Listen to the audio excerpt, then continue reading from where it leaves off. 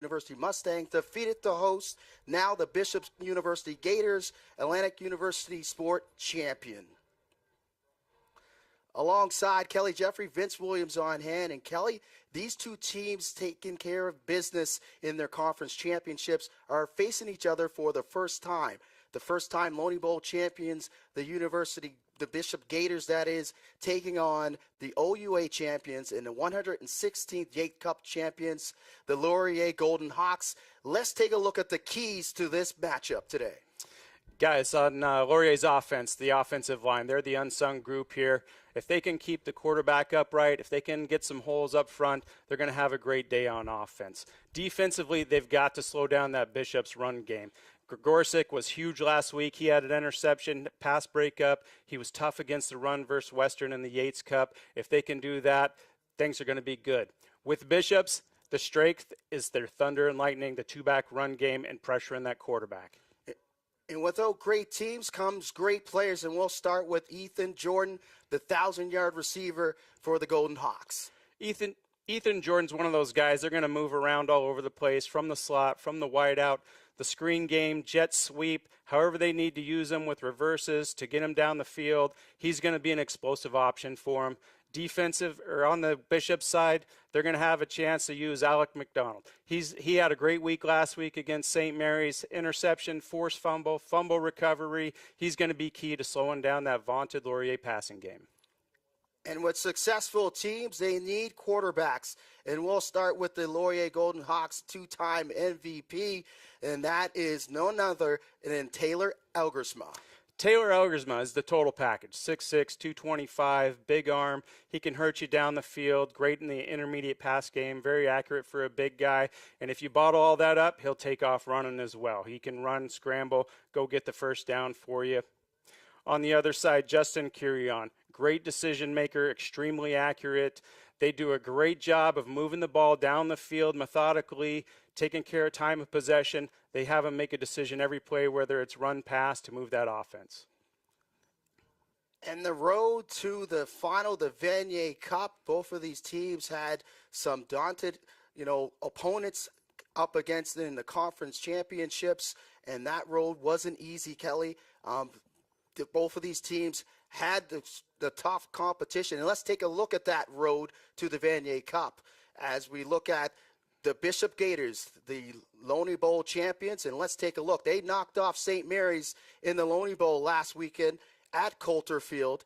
And the LAURIER Golden Hawks, they defeated their arch rivals, the Western Mustangs, in the dominating fashion. Up next is the opening kickoff on the other side. The Bishop Gators and the LAURIER Golden Hawks, the 2024 Uteck Bowl on the road to the Vanier Cup on U Sports on CBC.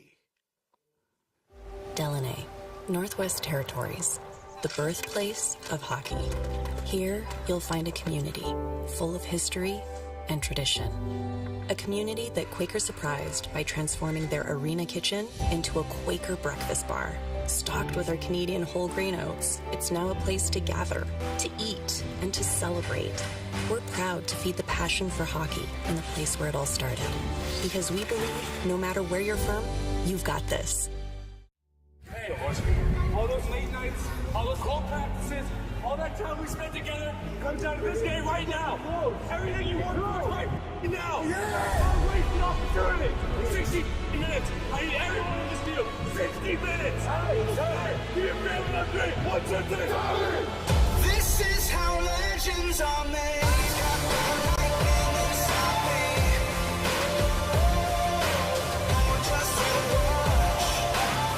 This is how legends are made.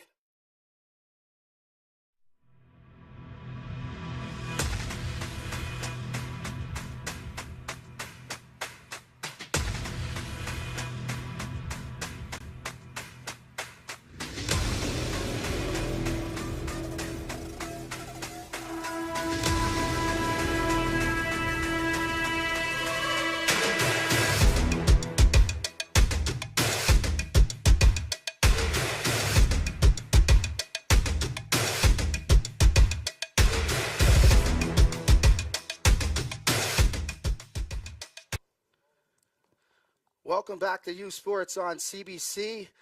The Uteck Bowl, the 2024 edition from Coulter Field. It's a very comfortable 8 degrees for this time of year. Partly cloudy is the weather. Perfect football conditions there at Coulter Field. And let's introduce you to the third team on the field today, led by 33-year U Sports veteran referee Allison Gates, working his third Uteck Bowl, who led the crew in the 2022 Vanier Cup. Adam Hinks is the umpire. Christopher Wall works the side judge position. Patrick Mullins is the down judge. Luke Cote works the field judge position. Craig Trimble is the line judge. And Joseph Zaghetti works the back judge position. John Dunfield will be the alternate this afternoon. And the Golden Hawks have won the coin toss. They'll defer to the second half. The Bishop's Gators will kick off, as Gravet will kick off for the Gators.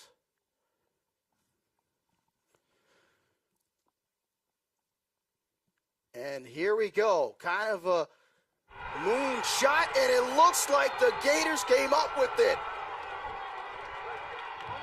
Wow, right off the bat, taking a chance, realizing when you're playing a tough offense, you're going to have to go take some chances and see if you can't steal a possession somewhere. So they sorted out there, Kelly. It appears that the Golden Hawks do have possession on that moon shot. But let's take another look at this. Yeah, I love this call. Come right out. Let's see if we can take a chance on it. Man, they were close to getting that. Put Laurier on their heels. Not being the team that's going to be passive in this, go be aggressive. So Taylor Elgersma will bring the Golden Hawks onto the field. Elgersma fires over the middle. It's caught. Close to first down yardage. Elgersma, 18 for 30 last week in the Yates Cup for 306 yards, 4 touchdowns, and an interception. Great way to get your quarterback started. They empty out the backfield. They go all hitch across the board. Just get him an easy completion. Get him in the flow of game. Now it's already 2nd and 1. The offense can get going now. A very manageable 2nd and 1. Nelms in the backfield. They'll hand it off. Nope, the RPO. And Elgersma is brought down, but we have a flag on the play, and we'll hear from Allison Gates for the first time. It looks like a horse collar there. It looked like he got the back of that neck of the jersey just as he was pulling him out. That's really unfortunate. One of the keys to the game for Bishops is to make sure they get pressure on the quarterback, and they do that right out of the gate on a 2nd and 1. You think Laurier on 2nd and 1 would just go right at it, but they try an RPO here on 2nd and 1. Quarterback pulls it, gives a chance for Bishops to get in the backfield. Now, it looks like he came off to the back of the jersey and not necessarily around the horse collar, so we'll see what the call is. So Brandon James Julian Marquez, a AUS All-Star, the 6'2", 204 senior from Montreal, will be called for the unnecessary roughness. And the Golden Hawks in the Gators' end. Elgersma working again, and he's wrapped up and brought down. This is huge for Bishops to get pressure on that quarterback right away. We talked about the keys to the game was protecting the quarterback. Bishops will move all over the place. A lot of times they'll play with 2 down defensive linemen. They'll shift and move and stunt and blitz. And so if they can continue that and keep that pressure on Elgersma, it's going to be a tough day for them. So you can see here in the backfield, 1st and 10, they're just going to try just a standard pass play. But with that pressure off the play action, they're able to get in the backfield quickly. And that was Poulin Marquez again getting that pressure, and will be 2nd and 15. Elgersma, clean pocket. He'll fire to the left. Wide open is Ojetaleo. And Ojetaleo with a decent gain here. Let's see where they mark it. As Ojetaleo, Leomi, a very good receiver and special teamer. Captain of the special teams is Ojetaleo. Shelburne, Ontario native, 6'3", 209. Really good job by protection here with the offensive line. Gives Elgersma a chance to scan the entire field, get to his 4th, 5th read, and find somebody over there by the sideline. Back to the action as Nelms with the first carry of the game. Tanner Nelms. just with the running attack with Laurier, they want to establish it early, but if they're not getting positive yards, a couple times already they've tried to run RPO, they've kept it. They haven't had a big gain with the run game yet. You want to see them early on try and establish that run game and see if they can't get some more yards down the field and not rely on the passing game so early. 2nd and 7 on the Bishop's 27. Ellsmerma over the middle. Ellsmerma, and that is a catch and possible fumble by Jordan. And they'll say he was down by contact. Let's see where they mark it. This will be a big 3rd down decision here. They're deep in their end zone, in their field territory. They've got a chance to come away with the points if they're stopped short. Bishops does a really good job of rallying to the ball quickly. With Ethan Jordan, you don't want to give him too much space and let him get on the run. So they're going to be 3rd and short here. So if they might have an opportunity to go for this for the first, it looks like they're going to take the points early. Good decision by the coach. That first drive, if you can come away with points, man, that's very important. So they're going to line up and take a shot here with the field goal to get started. So Dawson Hodge will try the 30-yard field goal. You got to check a hard count here. Hard count would jump off sides. They're all good. Kicks up, and it's good. So the first points of this 2024 Uteck Bowl, the Golden Hawks get on the board as Hodge able to knock through the 30-yard field goal. He was 3 for 3 last week at the Yates Cup, and he was money on this 30-yard try. And that wind, I've been to that Bishop Stadium a few times. That wind can be a little bit tricky blowing through the stadium. So anytime you're a coach and you have that first drive of the game and you can come away with points, that's a great way to start the day. You can relax a little bit once you get the lid off. Now Justin Curion, the AUS MVP, will bring the Bishop Gators offense onto the field for the first time. And that's a handoff to O'Shea Hosang. And this guy is returning for the first time, played 7 games in the regular season, then got injured on October the 19th. He was huge in their offense before getting injured. 687 yards on 93 carries, 8 touchdowns on the ground and 2 in the air. He is pivotal to this offense, Kelly. Really a special player, and right away they give him the ball, make sure he gets in the flow of the game. He's been out for a long time, so get him comfortable right away is important. 2nd and 7 on their own 38. Curion scrambles to his left, finds nobody, and he'll take the sack. So the punting team will come on the field for the Gators.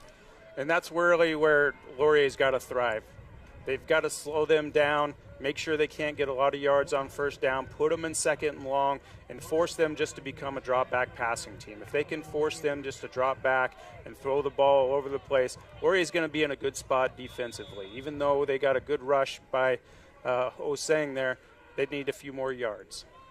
3rd and 13 as Gervais will kick it down to maybe try to get it into the Golden Hawks end.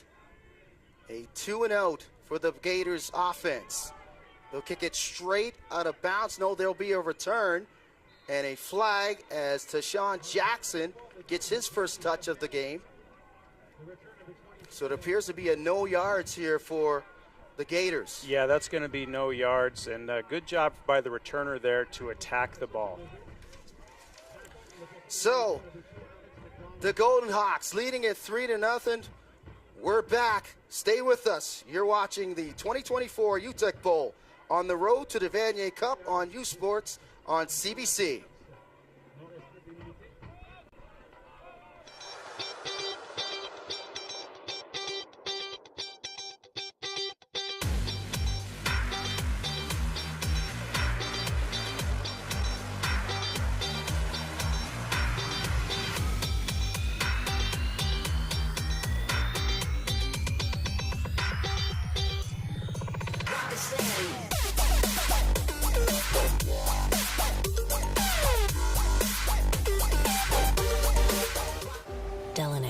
Northwest Territories, the birthplace of hockey. Here, you'll find a community full of history and tradition. A community that Quaker surprised by transforming their arena kitchen into a Quaker breakfast bar. Stocked with our Canadian whole grain oats, it's now a place to gather, to eat, and to celebrate. We're proud to feed the passion for hockey in the place where it all started. Because we believe no matter where you're from, You've got this.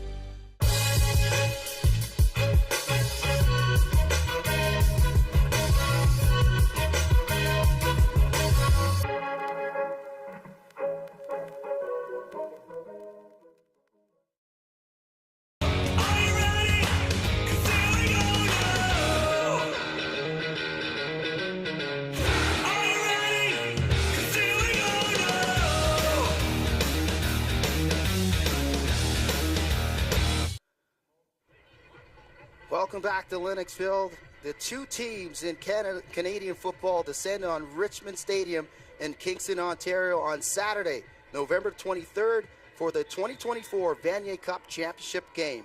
Tickets are selling fast, so scan the QR code on your screen or visit usportstickets.ca to guarantee your seat for the biggest university football game of the year. The 2024 Vanier Cup, next Saturday in Kingston. Chase the glory. Back to live action as the Golden Hawks with their second possession, and that's Jordan's second reception of the game. And just as quick as they were in the first offensive possession, they're right back in Gator territory. This is twice now they've had great field position to start their drive. They're not backed up, so they've got the whole playbook to them. Nice little play action there, hitting Jordan underneath. Again, he's going to hurt him underneath all day long if they're letting him do that. So it'll be 1st and 10 on the 46 of the Gators. Elgersma. RPO. Screen pass is dropped. So it'll be 2nd and 10. As that was Hughes with his first opportunity to touch the football. He was outstanding in the AIDS Cup. Was Hughes. 7 catches for 113 yards and a TD last week. You got to look this ball the way in, and this is where Laurier is going to help themselves out by getting the ball out on the perimeter with all the movement and stimming on the inside by Bishops. If they can get the ball on the perimeter, it really helps in terms of protection and getting the ball out on time. Elgersma. Pressure, and he's brought down again. The second sack of the game, and it's a huge one. Gabriel Roya. Whenever you have a smaller defensive line, you've got to do something. You can't stand toe-to-toe. So they do a good job here of moving guys around. They bring out a big-time blitz here, right up the gut. They missed assignment on the offense in terms of picking them up, and they're able to get in the backfield again. So that'll be 3rd down and 19 on the 55. The first punt of the game for the Golden Hawks. That's an angle kick, and it's a beauty. Out of bounds just inside the 15-yard line. Great punt there. Good job pinning them back.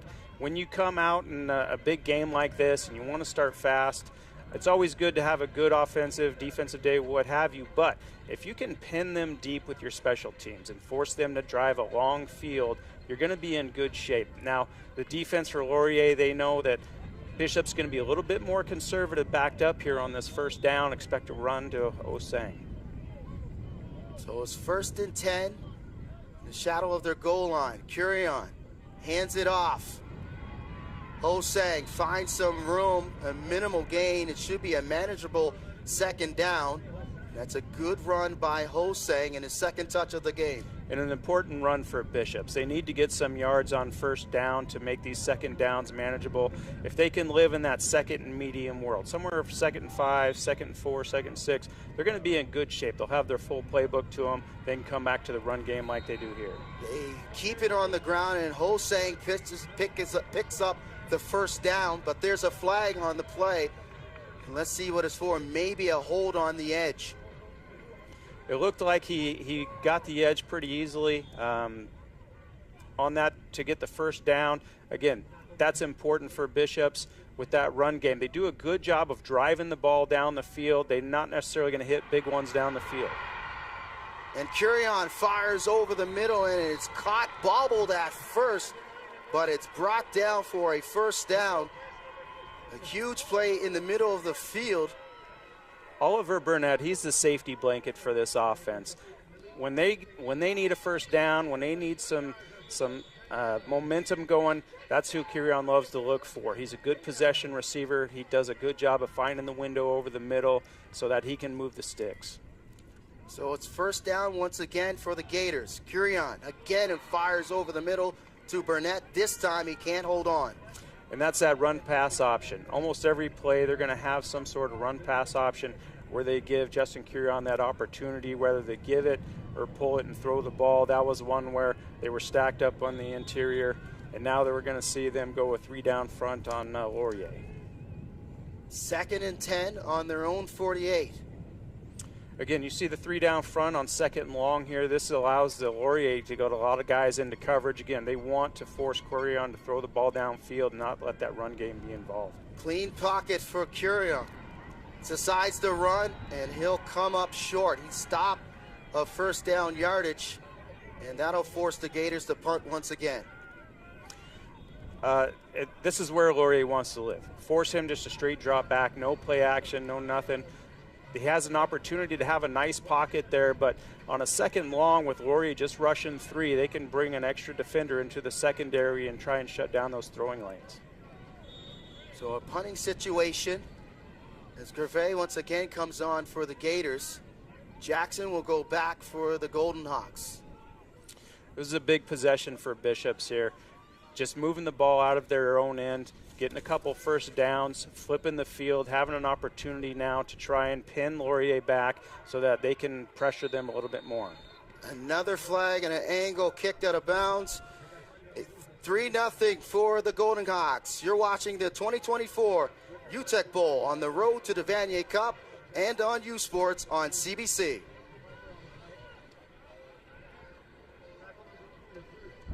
Hey U Sports fans, check out shop.usports.ca for this week's promotional item from the Nike Team Collection. Visitez le shop.usport.ca pour en profiter de la promotion de la semaine de la collection Nike Team. Hey, all those late nights, all those cold practices, all that time we spent together comes down to this game right now. Everything you want to right now. Don't waste the opportunity. 60 minutes. I need everyone in this deal. 60 minutes. Do you agree with that three? 1, 2, 3. This is how legends are made.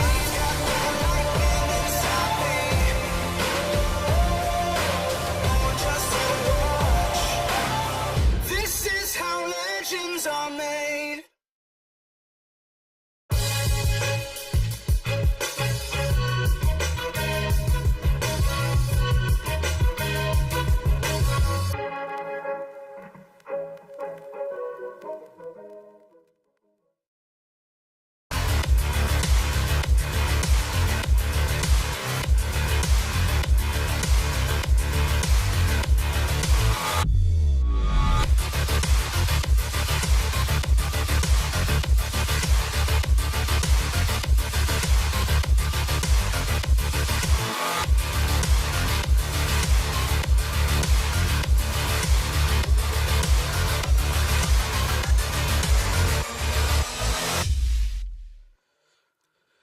Back in Lennoxville, the Golden Hawks lead the Gators 3-0. Be part of the U Sports Football All-Canadian Gala next Thursday, November 21st at 7 p.m. in Kingston. Jock Climby hosts this year's awards and features a fireside chat with legendary U Sports quarterback Trey Ford and Tommy Dennison, as well as the presentation of all major U Sports football awards, including the Heck Creighton Trophy. Get your reserved seats for this Thursday's show at the Queen's University Athletics and Recreation Center now by clicking on the QR code on your screen or visiting usportstickets.ca. Be a part of history next Thursday at the 2024 U Sports All-Canadian. U Sports, chase the glory. Great job on first down by Laurier. Bishops is loading up the box, making sure they stop the run game. Quarterback realizes it, just puts it out on the perimeter to Jordan and gets a huge gain on first down. And there's Ryan Jordan, a huge gain. This time he was able to corral that screen pass. Nelms with the handoff, and Nelms with a gain here, and a flag coming late. I love the call here on offense. There's been a lot of RPOs. This is just a straight downhill run, giving the running back a chance to go hit this thing and see if they can't get some positive yardage and get the running back involved. And that was actually Tayshawn Jackson gets his first touch in the backfield. Yeah, this is going to be a call on number 40 or number 11 there, just hitting a defender late. So they're going to bring this one back and put themselves a first and long here. So the first penalty of the game for the Golden Hawks in the Yates Cup, they had one penalty for 15 yards. A team that's not really penalized a lot in their games. They average 8 penalties a game in the regular season and throughout the playoffs. And when you get to this point in the season that everybody's good, you really hate to give away bad penalties at this point. They had a great gain there on first down, really had a chance to move the sticks, and now they're in this long situation now where they've got to be able to force to throw the ball and they can't run the ball. First and 18, Elgersma, pressure. He'll throw to the wide side. There's Ojataleo. Naomi Ojataleo with a good gain. Ojataleo making up for that after the whistle penalty and put them in that difficulty. His second catch of the game for Ojataleo. Again, really good job by Elgersma. This was similar to their first drive when quarterback goes through his third read, fourth read, fifth read, and then finds somebody out by the sideline. You can see him search and scan across the field, go through his progressions, and then work the ball out to the perimeter there.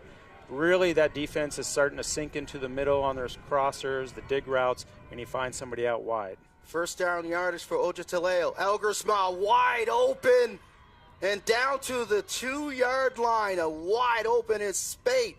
Spate was wide open on that catch, and it was set up by good protection up front. Yeah, big play action, too. You can see Bishops really attack the running back there, really creep up. Once they get that play action here, you can see they're able to slip the receiver down the sideline and have a wide open receiver. That's an easy pitch and catch for the quarterback, all set up by a nice play action in the backfield. First and goal for the Golden Hawks on the doorstep of the Gators.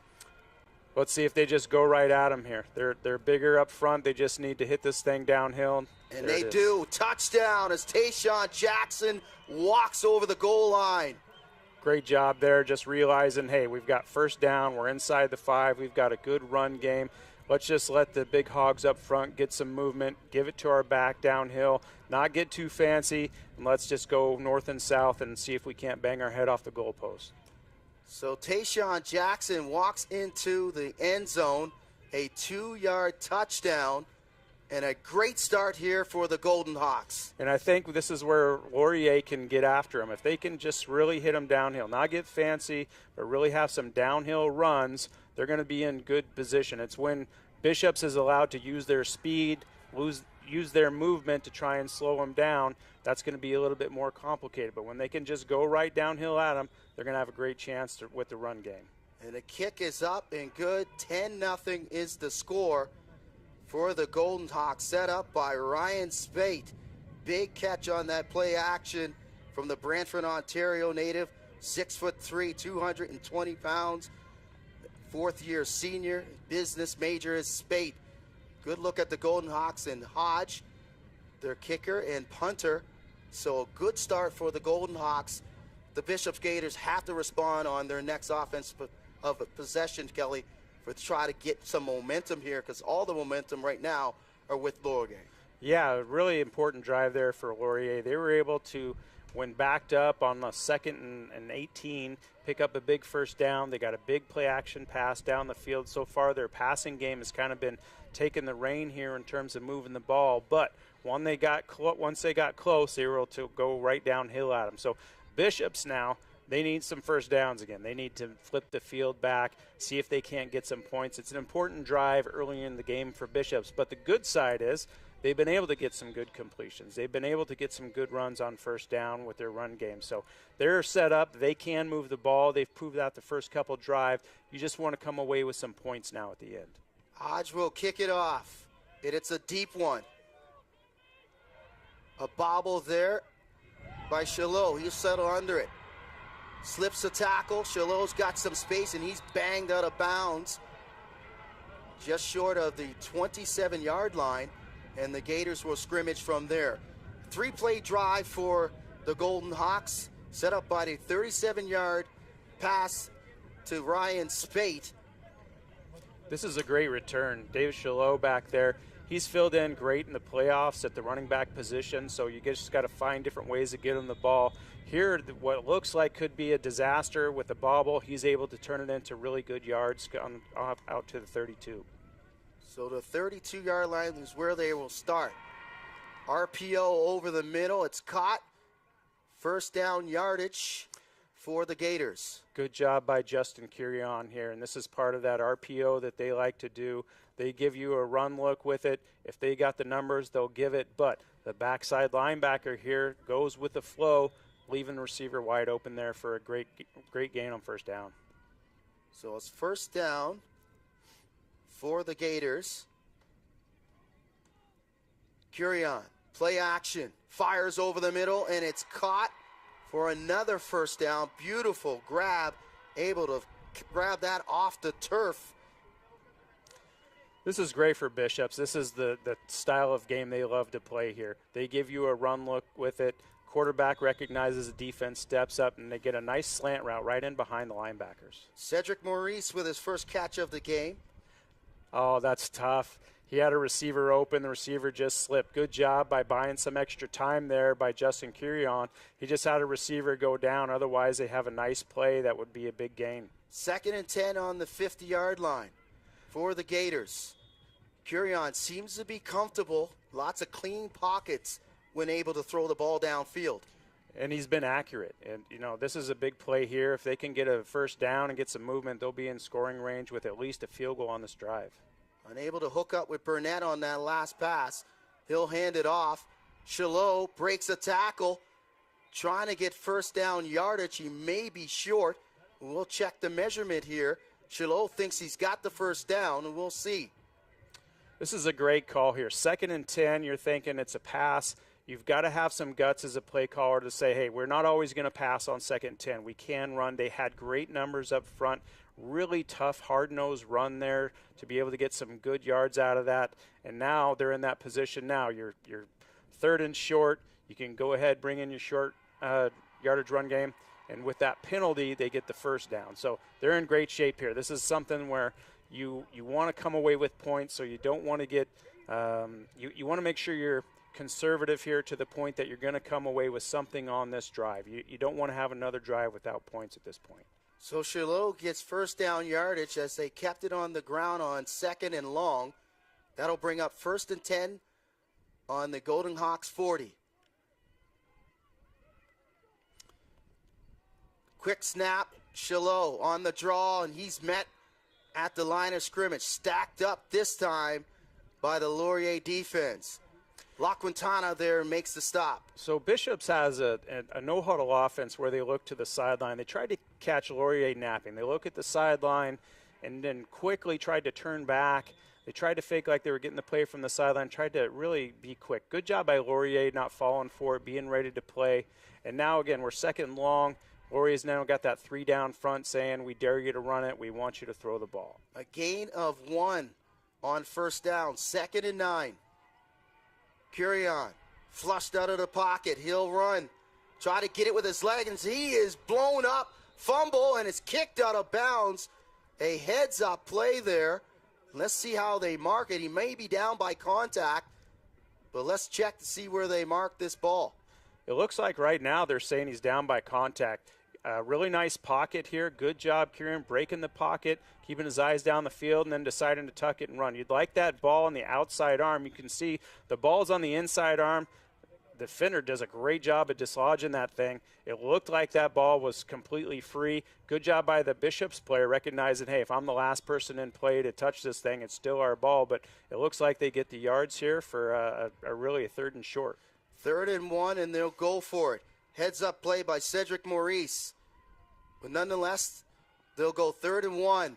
Hosang gets it, and he'll pick up 6 yards to pick up the first down for the Gators. Big first down again. They really want to live in that world of moving the chains, having time of possession. Great cut there by the running back. The offensive line for Bishops is doing a nice job. They're getting good penetration into the backfield and keeping their run game alive.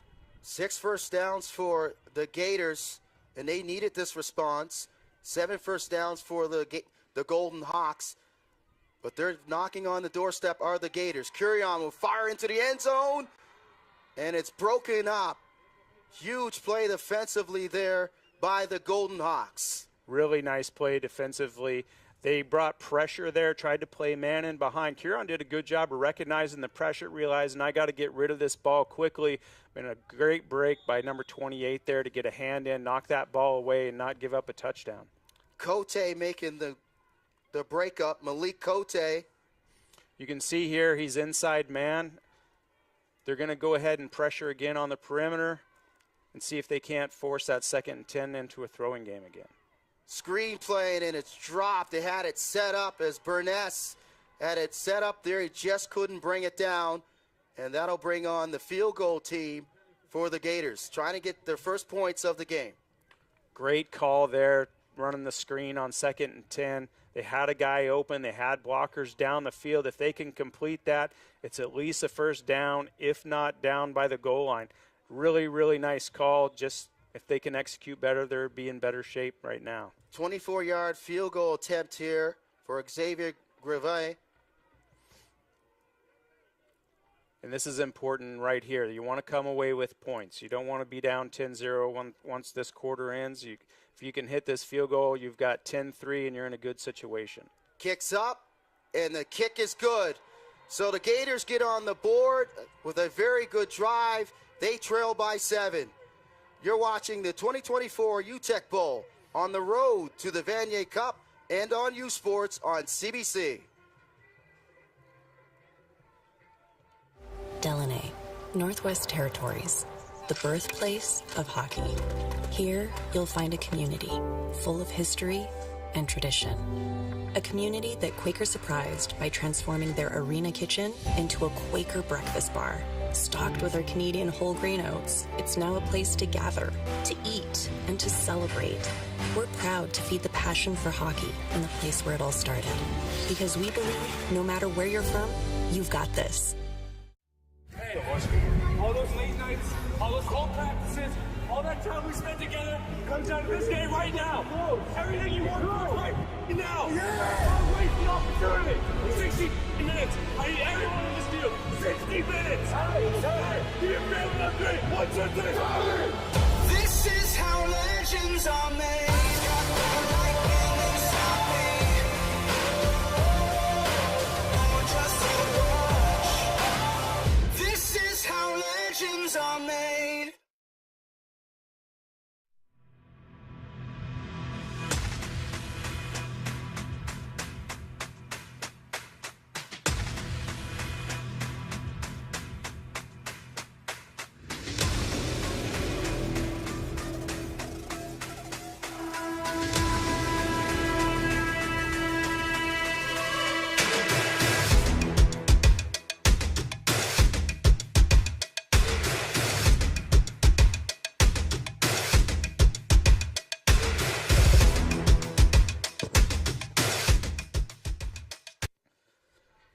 Back in Lennoxville, Quebec, the Golden Hawks lead the Gators 10-3. CBC is your home for exclusive coverage of the Vanier Cup playoffs. Later today, catch the 2024 Mitchell Bowl between the Laval Rouge et Or and the Regina Rams on CBC Gem and on cbcsports.ca. 1st and 10 here. Hughes on the screen. Hughes will be banged out of bounds, first down yardage.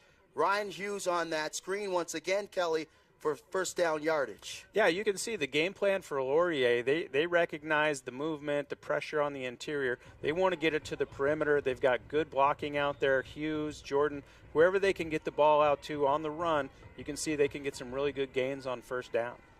So it's actually marked 2nd and 1 on their own 44. They'll hand it off. Nelms will pick up the first down. And I like that there. Just go right downhill at them. They got in trouble a little bit earlier in the game on 2nd and short, trying to get fancy, play action, RPOs. This is something where, hey, let's just go right at them. So that'll end the first quarter. The Golden Hawks leading the Gators 10-3. You're watching the 2024 Uteck Bowl on CBC. Where exceptional student athletes are born. Where records are broken where great plays are made, where school colors ignite passion, where champions prevail, where tradition is celebrated. Ontario University Athletics.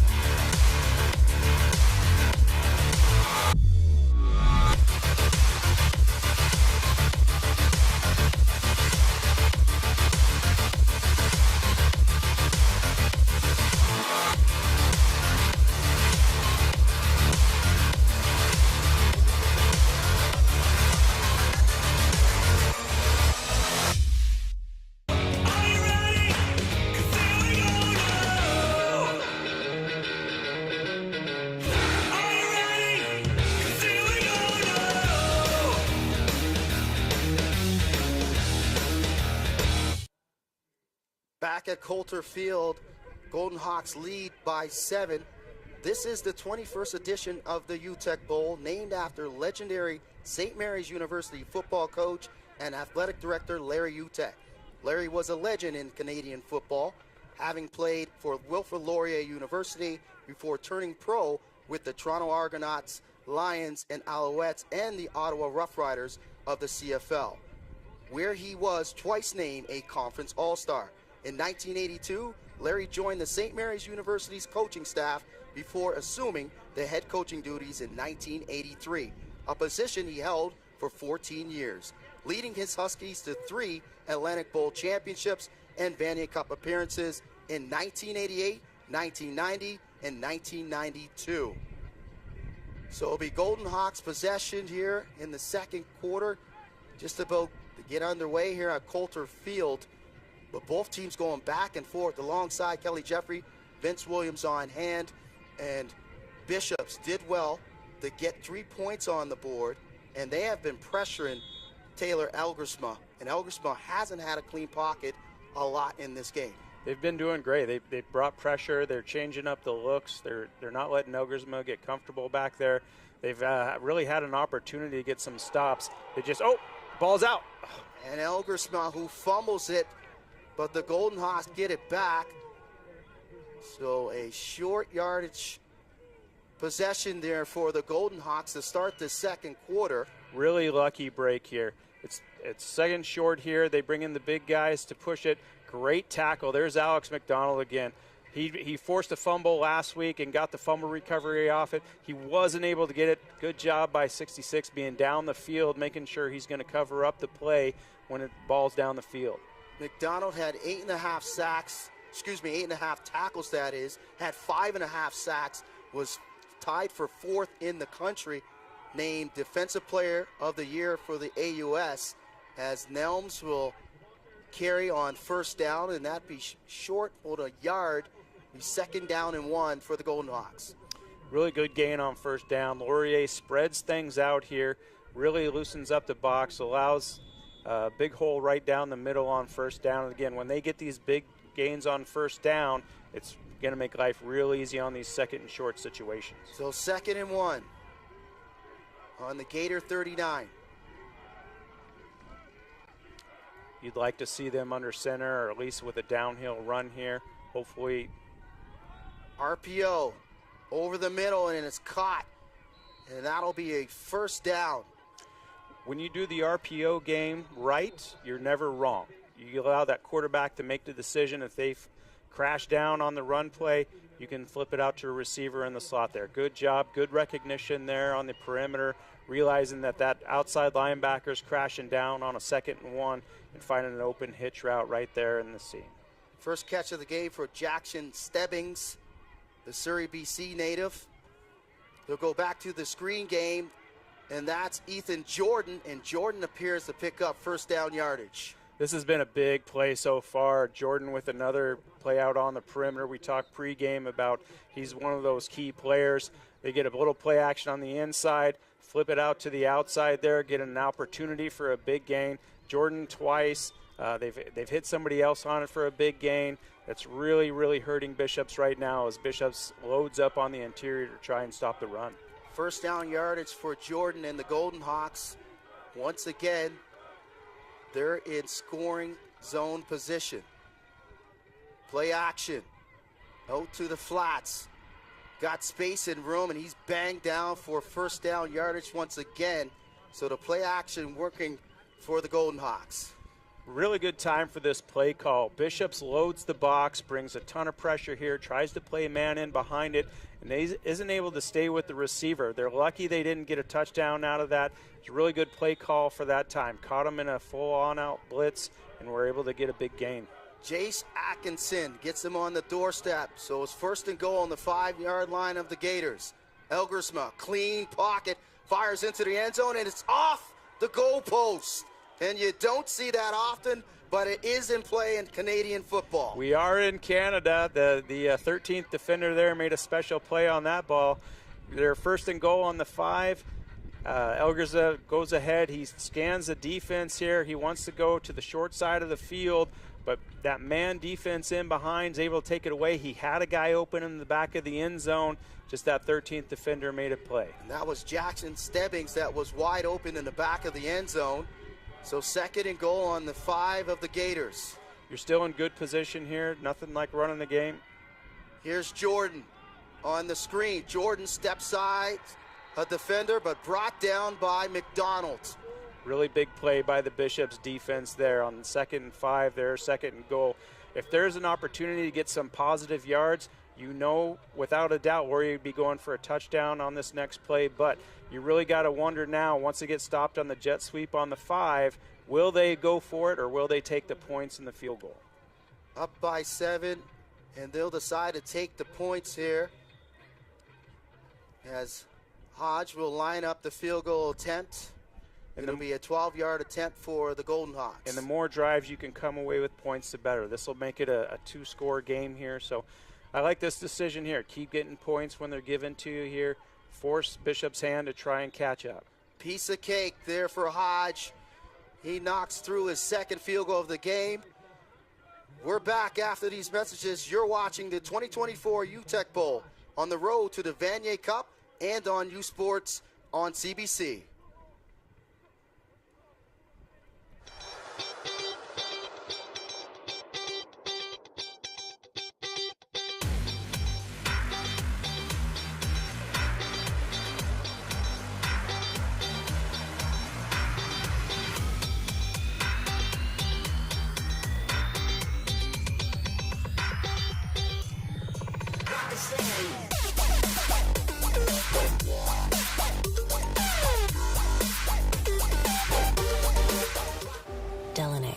Northwest Territories, the birthplace of hockey.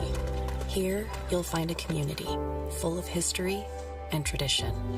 A community that Quaker surprised by transforming their arena kitchen into a Quaker breakfast bar. Stocked with our Canadian whole grain oats, it's now a place to gather, to eat, and to celebrate. We're proud to feed the passion for hockey in the place where it all started. Because we believe no matter where you're from, you've got this.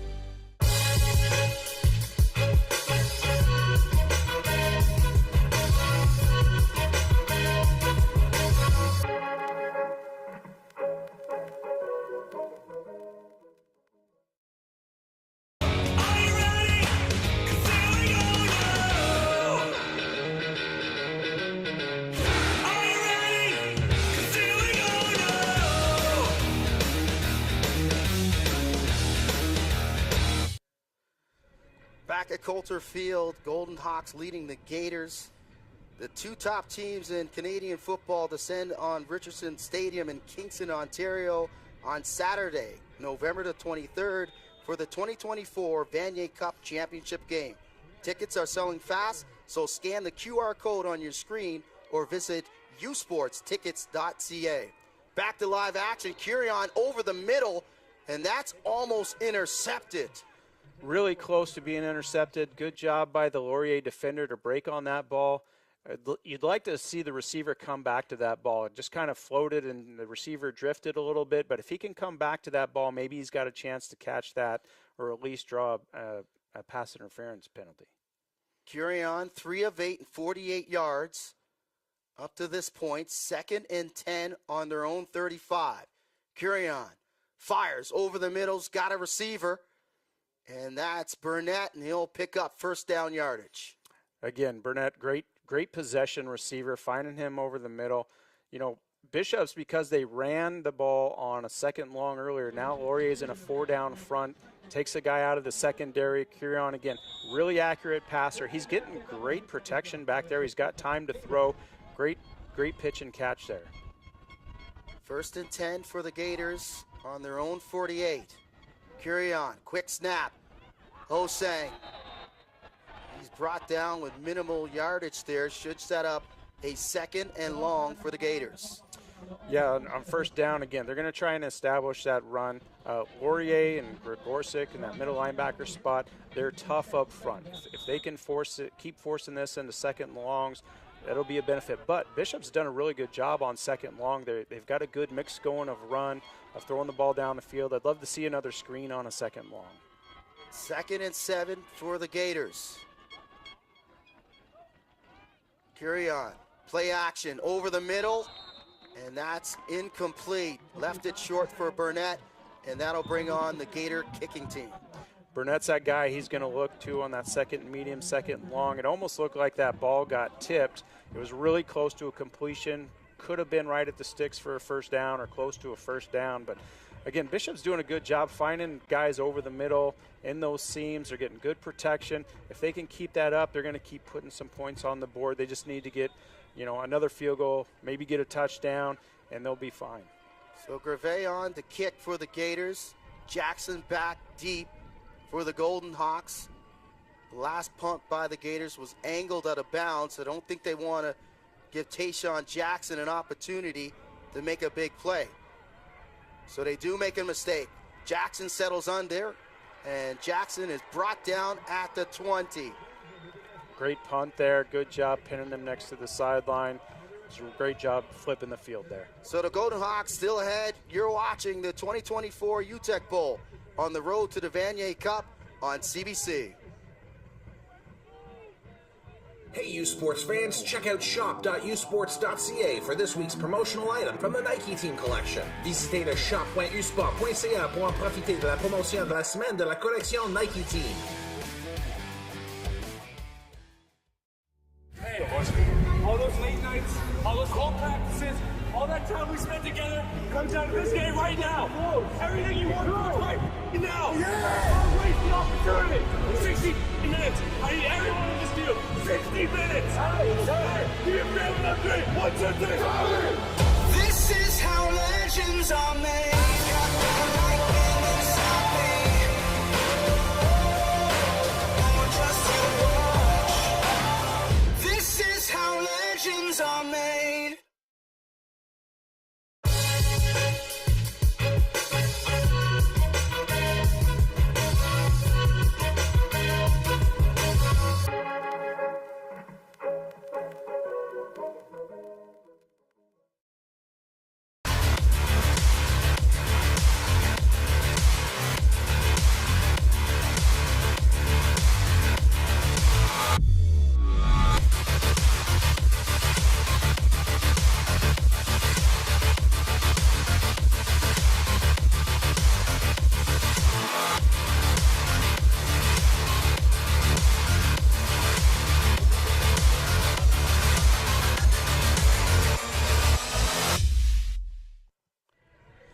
Back in Lennoxville, Quebec, the Golden Hawks leading the Gators. Be part of the U Sports Football All-Canadian Gala next Thursday, November the 21st at 7 p.m. in Kingston, Ontario. Jock Lamy hosts this year's awards, featuring a fireside chat with legendary U Sports quarterback Trey Ford and Tommy Dennison. So Dennison will be there, and the Golden Hawks will start in their own end, and a good catch there on that first down, Kelly. Great pressure on the interior. They run a game up front, the nose and defensive tackle, do a twist, and man, it allows 92 to come through scot-free, put pressure on Elgersma again. Elgersma's just trying to get a completion anywhere at that point and get rid of the ball. So that'll set up second down and about 7-8, that is, on their own 22-yard line for the Golden Hawks, leading by 10. Elgersma fires out left, got a man. That's Hughes, and he's got first down yardage. Nice ball, good timing there on that route. He's had a little bit more time to throw. Bishop's faked like they were going to bring blitz. They dropped 2 guys off. Good job by Laurier. You can see stepping in, picking up the blitzer, and really good timing, good accuracy with the ball. And we talked about Elgersma. If he can get time to throw the ball to his receivers, he can really pick apart a defense. Yeah, and that's what it comes down to. If they've got time to handle the pressure and movement by Bishops, it's going to be a good afternoon throwing the football. Ideal conditions at Coulter Field. Elgersma again on first down. Going deep, and he's got Hughes again, and Hughes is knocked out of bounds at the 25-yard line. Ryan Hughes is coming up huge for the Golden Hawks. Great ball, great recognition of man coverage on the outside. We've got our dude out there. You're going to try and play him one-on-one with no help. Great. We'll see if you can handle him one-on-one. Perfectly located, outside shoulder. Great route to get open. Excellent gain. Dropped that one right in the bucket was Elgersma, and they are knocking on the doorstep once again is Laurier. They'll hand it off this time. They'll stay on the ground. Here's Jackson. Jackson, second level. He's banged down at the far 5-yard line, that is. Tayshawn Jackson, explosive play in the middle of the defense for the Gators. They hit you over the top, then they bring a receiver in to lead block right up the middle. Great gain there and getting positive yards. They've got the wind against them now, so to have a run game here and fight through the run game, it's a great way to go. Now they're in the 3-back set. Golden Hawks once again in the scoring zone, and they have been lethal this season. Play action. Elgersma flips it out, and that's a touchdown, but a flag on the play. We'll see with the flag. It could be a pick route here. They did have the outside receiver working inside to set up. We'll see what we get here. So a flag on the play. Elgersma able to find the running back out of the backfield. And a good job after you hit them with a big run to come back and have the opportunity now to find the play action, get the back out of the backfield. It's going to be a penalty on the defense. That one's going to count. So Sebastian Parasilides will get the touchdown, and the Golden Hawks are rolling right now, Kelly. Every once in a while you forget about those fullbacks, those guys who just all game long, they block. All of a sudden you leak them out into the backfield, get them out on the perimeter, and you lose those guys into the secondary. Parasilides with the touchdown, 6 yards, and the extra point comes right into your living room. So the Golden Hawks taking a commanding lead here in the second quarter over the Gators. Big drive, couple big plays. They did it through the air and on the ground. Really had a nice long gain and explosive through the passing game when they went man. They went back to zone, softened up. They hit them with a run right down the middle and then got that fullback out in the flat for the touchdown. Really nice change-up, good combination of plays, good mix on the play calling.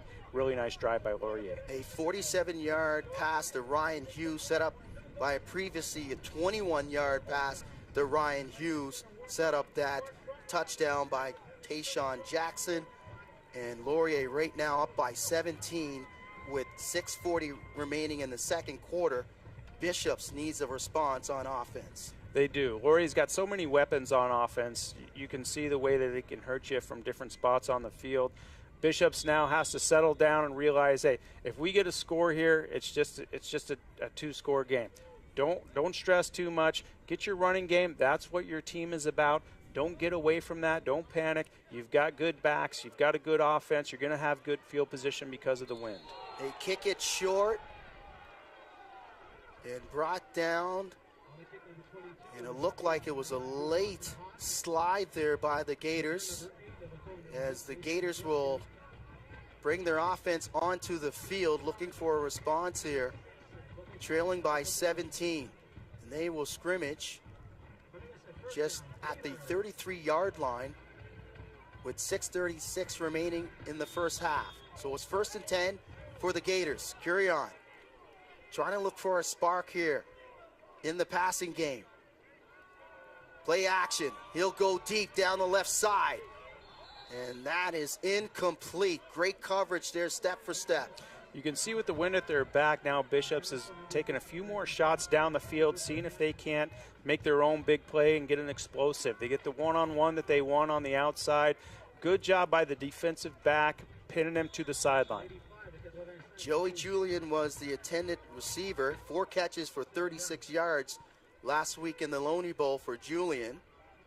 So that'll bring up 2nd and long for the Gators on their own 33-yard line. Lots of time left in the half here. You still want to get good yards. Let's see if they can get to the 2nd and long. That's over the middle and brought down immediately. Good tackle in open space there. Big tackle there. He catches the ball in a lot of space here to work. Great job making the one-on-one play. Good accurate throw. This is one where you see it all the time. A receiver or running back is able to break the tackle, get the extra yard or two, and get the first down. That's a huge tackle there, one-on-one, to get the stop. Brendan Griffiths came up short. That'll bring up 3rd and 4. Punting situation for the Gators. And the last time he hit a nice punt, pinned him next to the sideline with the wind at the back. They're a little bit more aggressive, trying to get it down the field and not as angle as much. Let's see if we can get into another one here. Gets a good kickoff. Jackson lets it bounce out of bounds, and they'll scrimmage from there. Golden Hawks leading by 17. You're watching the 2024 Uteck Bowl on the road to the Vanier Cup on CBC.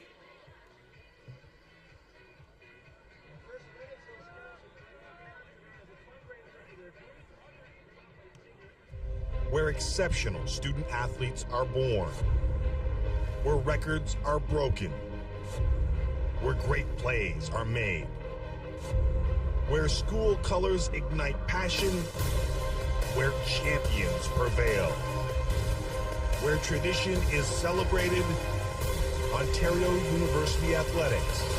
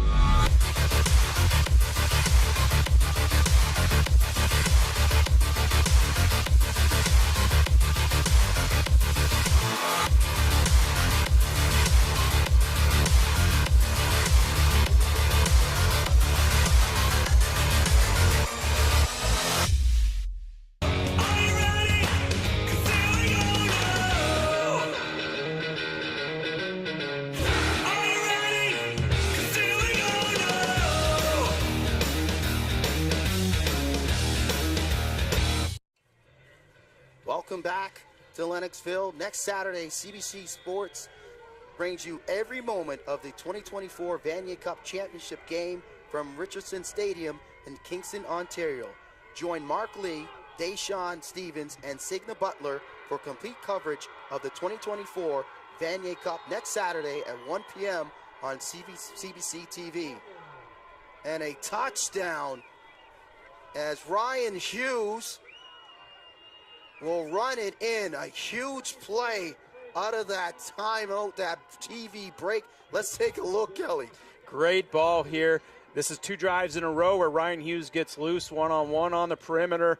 You got to get some help over the top. He's too talented, too fast. Great ball, hits him in perfect stride and runs in for the score.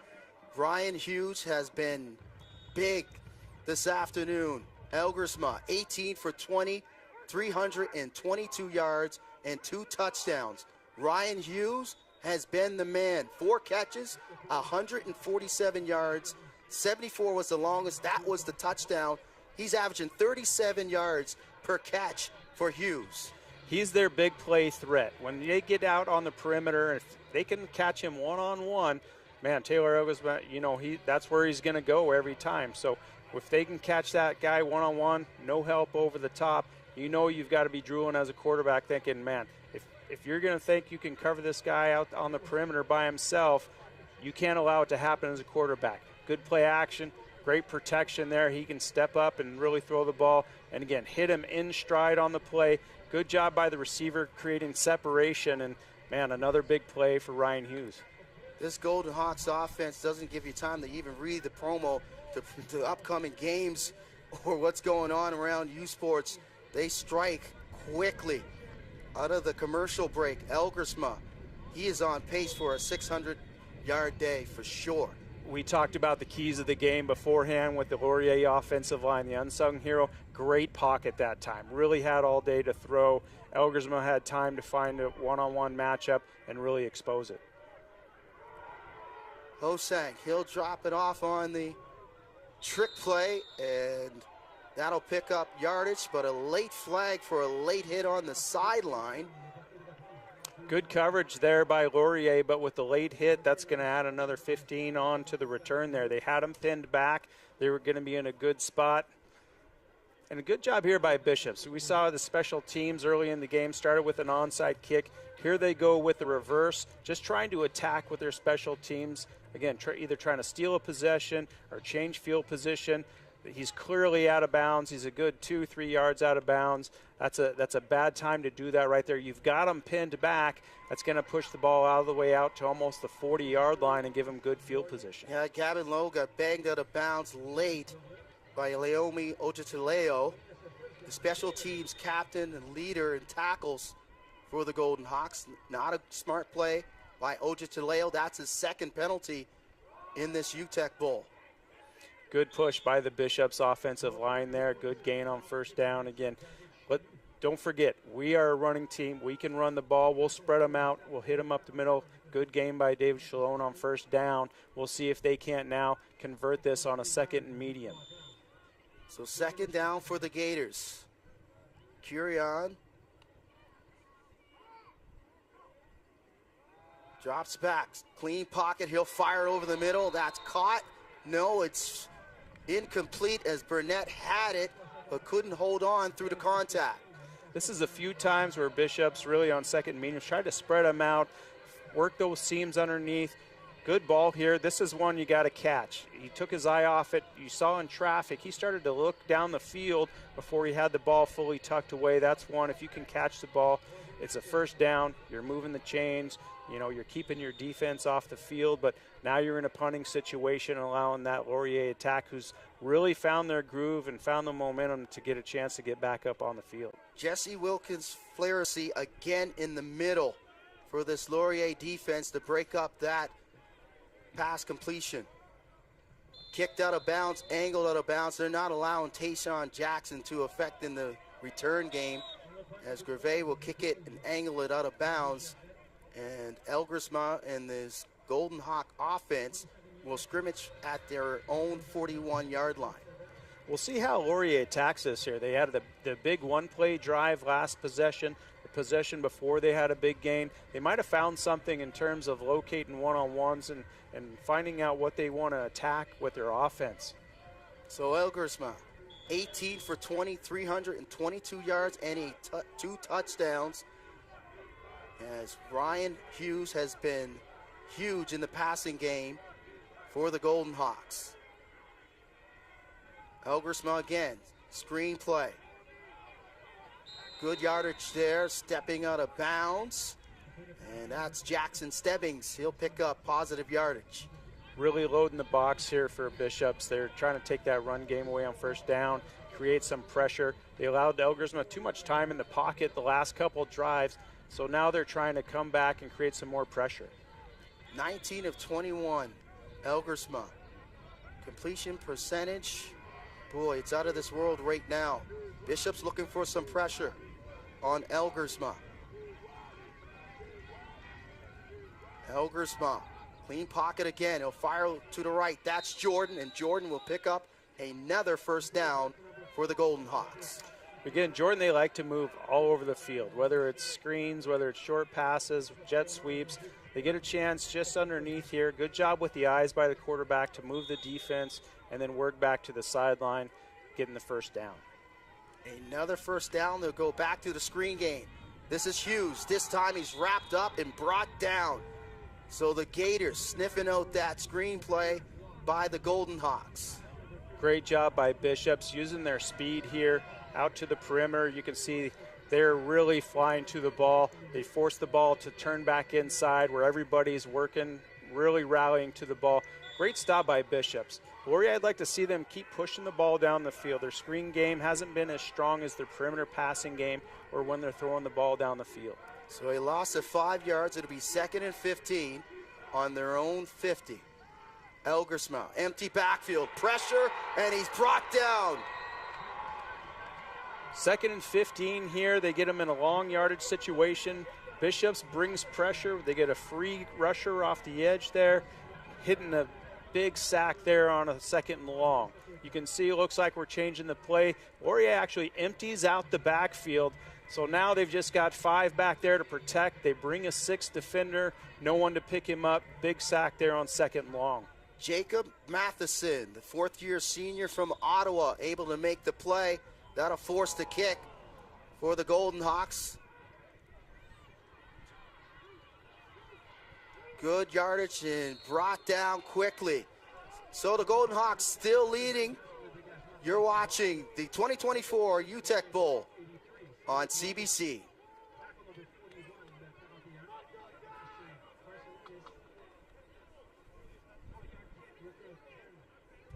Where exceptional student athletes are born, where records are broken, where great plays are made, where school colors ignite passion, where champions prevail, where tradition is celebrated, Ontario University Athletics.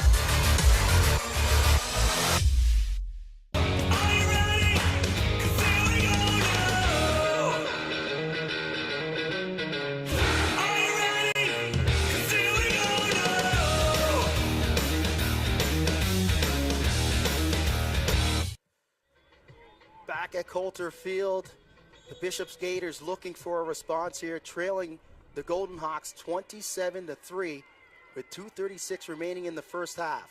Curion will bring out the Gators offense. Play action, Curion over the middle. It's completed, and it should be first down yardage, struggling there to get it. Great completion. They've tried some similar routes here where they have come up short either through a drop or a pass breakup. Good job by the receiver. You can see extends, comes back to the football, then drives right up field for the first down. Big drive here for Bishops, trying to come away with points before the end of the half. Pressure and brought down on second down is LaQuintana again with the pressure and the sack. He had 2 sacks last weekend in the Yates Cup. Is this freshman Mateo LaQuintana? And Curion's coming up hobbling. He came down on an awkward angle there on the sack. Good job here by Laurier, creating some pressure on the field. Good flow to the ball. And as he drops there, it looks like he comes down maybe on the outside ankle or knee there. And he is down. He's going to have to be looked after by the Bishops athletic training staff. So Xavier Grevet will go in. He is the backup quarterback for the Gators. So this is not good right now, Kelly, for Bishops. That's tough. You're hoping right before the end of the half to come away with a touchdown or a field goal. You get some positive momentum coming into the half, and now the quarterback who's led you through the entire season of one of the top offenses in the nation is going to be coming off the field. Yes, this will be huge if they lose Curion. Good tackle there in open space. Just awkward. That right leg underneath him when he was brought down. Yeah, that's an awkward fall, and this is a tough position for a backup quarterback to come into. It's second and long into the half. You know, as a play caller and a head coach, you want to come away with points right here at the end of the half, but you've got a quarterback who's cold coming into the game. So if he comes in cold and now you're trying to throw the ball late in the half, you're risking a turnover. So this is a tough situation for Bishops to be in. And your backup quarterback is also your punter. As Jackson settles underneath that punt, minimal gain on the sideline. This seems to be the recipe that this kicking game for the Gators are taking. Just angle punts out of bounds and not allowing Tayshawn Jackson to affect this game on the special teams. Absolutely. When you're punting the ball down into the sideline there, you only have to cover a third of the field. You don't want to give up any explosives. Laurier will create enough on their own with their offense. You don't want to give them room to run on special teams as well. So Elgersma in great position here, starting on their own 41. Jackson in the backfield. They'll hand it off to Jackson. He dances in the hole. He'll pick up a minimal gain. Should be a manageable second down here for the Golden Hawks. And there's some patience here by Laurier. They've actually been throwing the ball almost 3-1 in terms of how much they're throwing the ball compared to their running. They tried to establish some run early on. Bishops really loaded that box and was pretty quick and did a good job of limiting the run game. So Laurier, now with the throwing game and opening things up and pushing the ball down the field, has really created some success. So a second down and 5 here for the Golden Hawks. Big play here for Bishop's defense. You want to try and get your offense back on the field one more time before the end of the half, see if they can come away with some points to create some momentum again. Under 3 minutes left in the first half. Jackson again dances in the hole, breaks a tackle, goes out wide, and he'll pick up another first down. Great run by Tayshawn Jackson, the freshman. Just great individual effort here. He had a little bit of a seam, but man, he did the rest on his own. Whenever you talk about great running backs, the rule you say is, can you make the first guy miss? He gets the ball here, he gets up, the O-line gets him started, and then he gets the stiff arm, he gets another stiff arm, powers his way to a first down. Averaging just under 10 yards per carry, with 4 carries for 33 yards is Jackson. Had a 59-yard touchdown catch on the 4th play on offense in the Yates Cup. Elgersma, wide open is Hughes. He breaks a tackle. Hughes is brought down and knocked out of bounds at the 4-yard line. Ryan Hughes is carving up this Bishop's defense. And when you have this type of time, Elgersma does a great job of creating more time for himself. He works up in the pocket, bounces to the outside, keeps his eyes down the field, and absolutely finds the right guy. Big, big gain. He's been a huge play receiver in this second quarter. You can't say enough of the job that Ryan Hughes and Taylor Elgersma have done in this first half. Once again, the Golden Hawks in the scoring zone. They'll scrimmage first down and goal at the Gator 4. Elgersma, another clean pocket over the middle. Touchdown, Hughes, his second of the game. Good look here at it with the quarterback running an RPO. Bishops bites. They find the slant route in behind. Hughes again, huge second quarter. Good job when you've got the hot hand, you've got a quarterback and a receiver feeling it. Man, keep calling their number, force them to stop it. Ryan Hughes, 7 catches, just under 200 yards receiving, 2 touchdowns. Elgersma, 23 of 25, 388 yards and 3 touchdown passes. That's huge. And early on, they were trying to work the perimeter with their passing game. They were getting good yards out of it. But now that they've started to attack down the field, create one-on-one matchups, really try and get some explosives, man, this offense has just taken off this second quarter. They are rolling right now. Ryan Hughes stepping up for the Golden Hawks. Raiden Thorne, scratched for this game, his second team All-Canadian, and he had an outstanding season. Named a OUA All-Star was Raiden Thorne, but they don't need Raiden this afternoon. They got Ryan Hughes. Yeah, sometimes with a quarterback and receiver, it takes a lot of reps to get that good timing, to find that rhythm. These guys have stepped right into it. There's been no fall off. They've been able to hit each other on stride. Great balls by Elgersman there. He's really, really finding that window now to get the ball to him. You know, it feels like almost every play. They're really getting after it. Taylor Elgersma, 6'6", 225-pound senior from London, Ontario.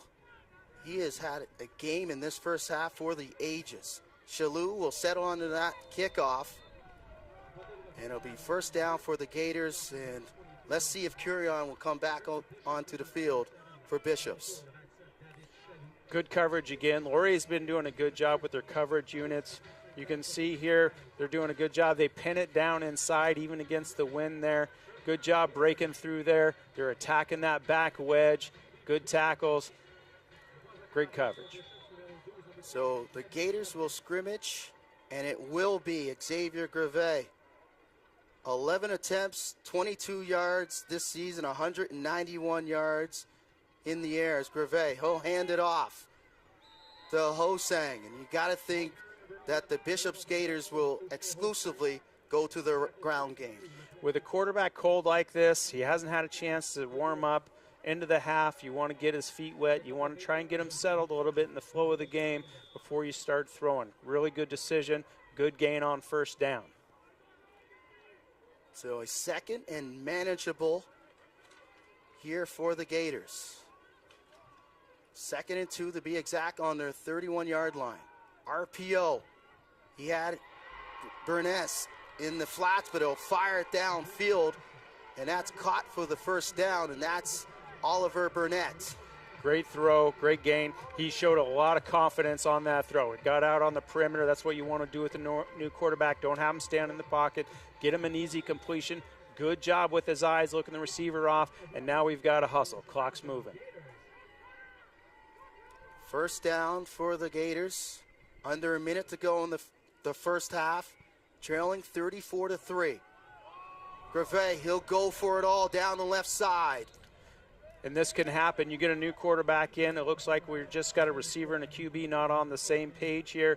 Sometimes you get in, you talk about adjustments. New quarterback comes in, not sure if he's going to go run a hitch or if he's going to go deep. That's one of that timing things that you got to get used to once you get into the game.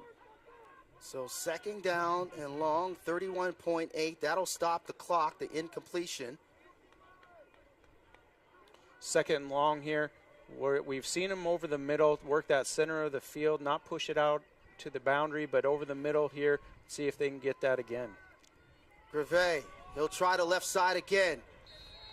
And the same result with 27.4 remaining in the first half. They'll send out the kicking team. They'll get in the locker room here at halftime, and they'll talk about these adjustments. Right now, they're just not on the same page with the route on the outside. You can see him tapping his chest saying, my bad there. So they'll get on the same page. It's a trial by fire. It's tough for a backup quarterback to get in there right away and just really get that timing and rhythm. Hopefully with this break here at the halftime coming up, he's throwing it with confidence. He looks good in the pocket. You know, he's slinging it out there. We just got to make sure we're on the right page with our receivers. So he'll stay on the field and punt this one away for the Gators. Jackson back deep. Jackson settles under it. Makes a first man miss, a second, a third. Flag down on the play, and he's finally brought down at the 46-yard line. Let's check out what that flag's for. Most likely a push in the back or a legal block. anytime you get a play like this where the returner starts moving and cutting things back, it puts the blockers in a bad position. It's really easy to get a block in the back here. You can see the flag there. It's most likely what happened, but great individual effort. I love the return, made a couple guys miss, brought it all the way back. Great quickness. So let's hear from Allison Gates, the referee this afternoon, and it is a legal block on the Golden Hawks. So they'll be backed up, but it'll be first down for Taylor Elgersma, and this LAURIER offense has been explosive in this first half, Kelly. Hugely explosive. I expect here they're just going to take a knee. You don't want to risk turning the ball over this late in the half, giving Bishops an opportunity to get some momentum. 13 seconds left. You've had a great half. You've been efficient. You've got big plays. You've hit them with some big runs. Let's go get in the locker room here at halftime and talk about the second half. And they'll do just that. They'll take a knee as you see the clock expiring here in the first half. A huge lead, 34-3. The Golden Hawks will take the lead into the locker room in this 2024 Uteck Bowl. So the Golden Hawks getting it done. And we're going to step it by. We'll be back. Golden Hawks up. You're watching the 2024 Uteck Bowl on CBC.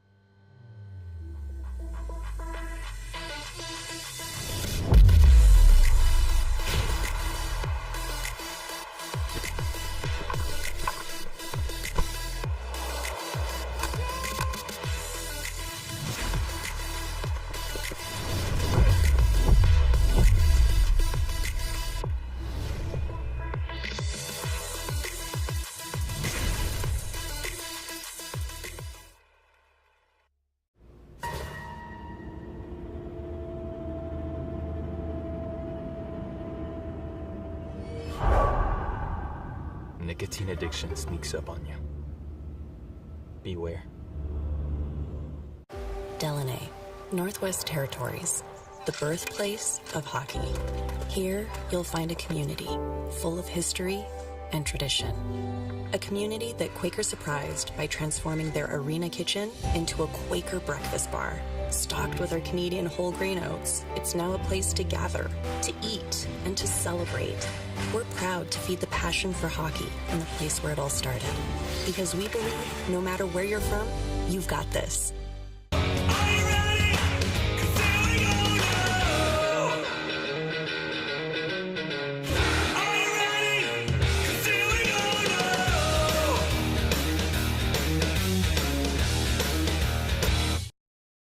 Sports fans, check out shop.usports.ca for this week's promotional item from the Nike Team Collection. Visitez le shop.usport.ca pour en profiter de la promotion de la semaine de la collection Nike Team.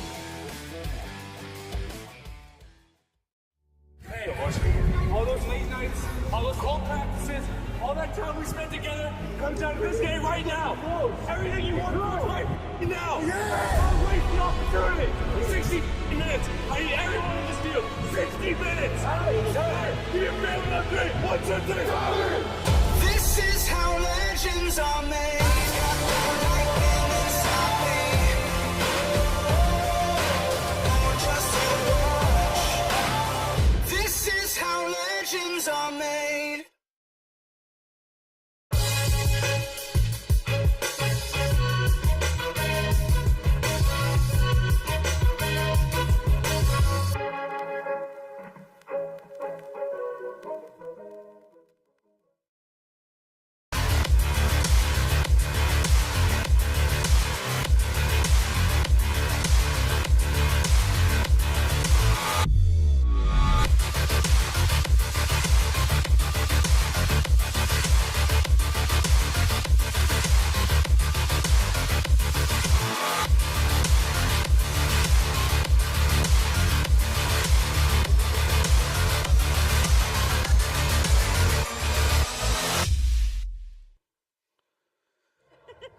Welcome back to Coulter Field, the U Sports on CBC Halftime Report, featuring the Pepsi U Sports Champion Spotlight, a preview of the Mitchell Bowl, first half stats and highlights here in Lennoxville.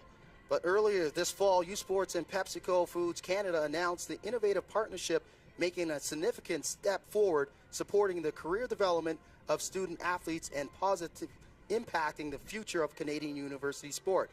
They're proud to bring you the PepsiCo Foods Canada U Sports Champion Spotlight.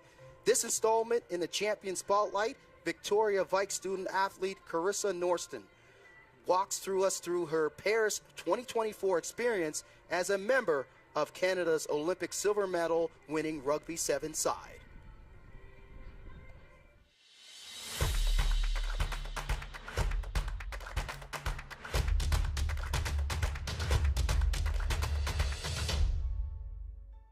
Obviously, most of my life revolves around rugby. I like to do like outdoorsy things, hang out with my friends, do a lot of cooking and baking with my like roommates in the evening. Didn't start playing rugby till I was like 15, almost 16. Started playing hockey when I was like 4 years old, and then played that like all the way through high school. It's also so fun to get to play a full contact sport with like women. Like it's so empowering and like just like special to get to do that with like some of my best friends like all the time.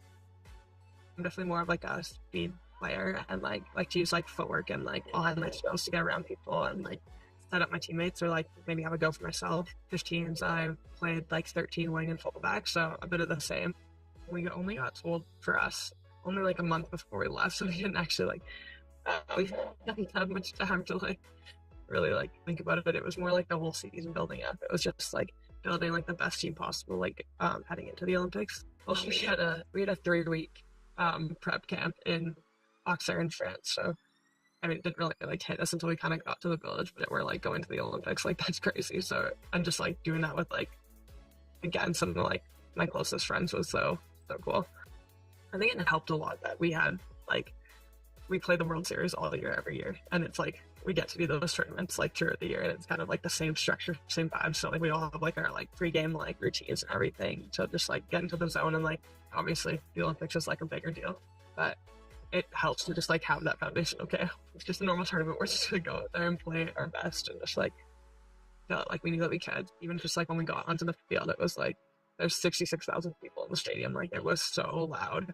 It didn't actually feel real. It felt like there was like surround sound speakers around my head like this close. It was like I can't hear anything, but it was just so cool to get to like silence a stadium of that many people. We were pretty calm. Like we know we can beat Australia. We've done it before, we can do it again, and just like kept like our like calm, and like we all know our systems. We had like done literally practice every scenario that could happen, which is like insane. Like we were so well prepped, and just everyone knew their rules. So just like leading in, we were like, we're gonna stay calm, and we're just gonna like go out there and do what we need to do and just get the job done. And we didn't have to worry. I kind of like playing in those like high pressure games. It's just like so much more exciting, and just like everything matters so much more. You always want to win. So we were within 7 points of New Zealand in like the final at the Olympics. We went from being 9th place on the series last year to being 2nd in the world this year. So just like looking like overall at like how far the program's come in just like a year was like incredible.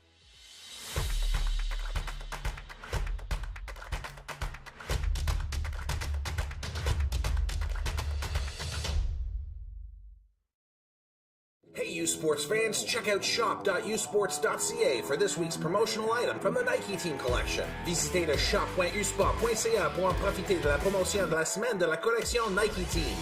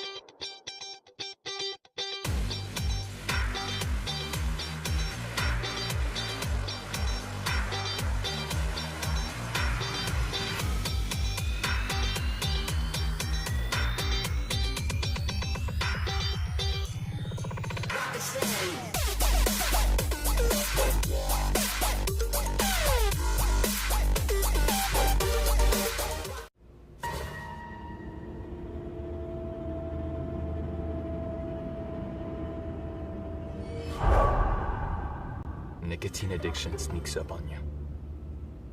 Beware.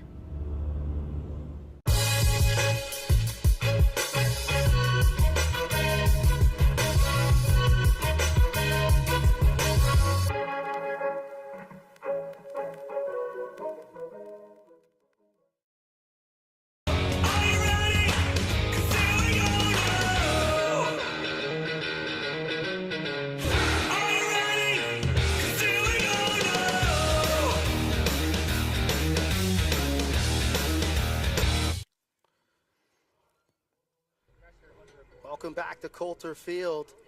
Golden Hawks leading the Gators 34-3 as the 2024 Uteck Bowl on CBC. But coming up at 3:15 Eastern Time, it's the Mitchell Bowl between the Laval Rouge Or and the Regina Rams.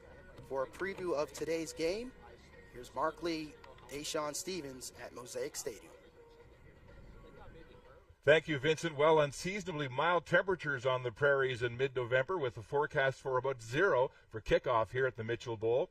The Laval Rouge Or returning to the national semifinals just 2 years after winning a record 11th Vanier Cup, and they're led, Deshaun, by their quarterback, Arnaud Desjardins, who's having a career year. And many people thought this was a rebuilding team. They have over 30 starters who are in their first or second year, but led by Desjardins, who is the RSCQ's most valuable player, the Rouge Or are back in the national semifinal with a chance to break through to a Vanier Cup and claim their 14th national championship. How about the Regina Rams staging a dramatic reversal of fortune this year?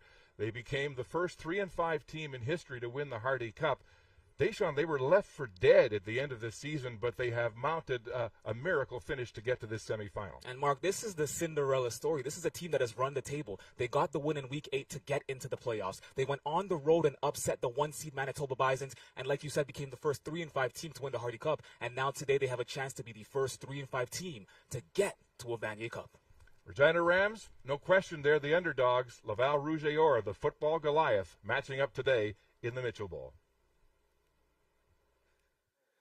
Thank you, Mark and Deshaun. There's 30 minutes of football to be played here in Lennoxville to determine who will face Laval or Regina in next week's Vanier Cup. Highlights, stats, along with the second half kickoff when we return to Coulter Field. You're watching U Sports on CBC.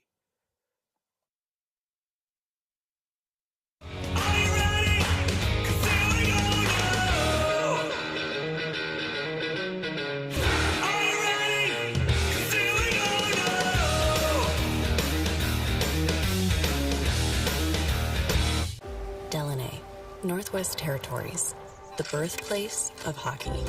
Here, you'll find a community full of history and tradition. A community that Quaker surprised by transforming their arena kitchen into a Quaker breakfast bar. Stocked with our Canadian whole grain oats, it's now a place to gather, to eat, and to celebrate. We're proud to feed the passion for hockey in the place where it all started. Because we believe no matter where you're from, you've got this.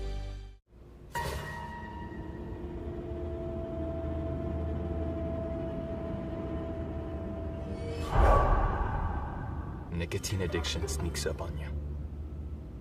Beware. Hey, all those late nights, all those cold practices, all that time we spent together comes down to this game right now. Everything you want right now. Don't waste the opportunity. 60 minutes. I need everyone in this field. 60 minutes. Do you feel that three? 1, 2, 3. This is how legends are made.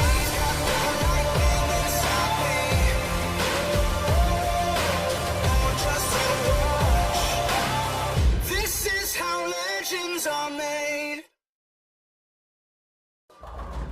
How are your investments doing?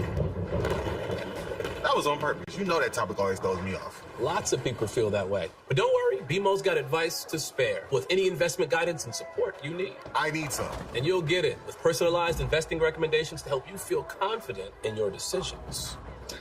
I'm curious. Do you roll as good as you help? Bowling mode. It's yes, by the way. BMO.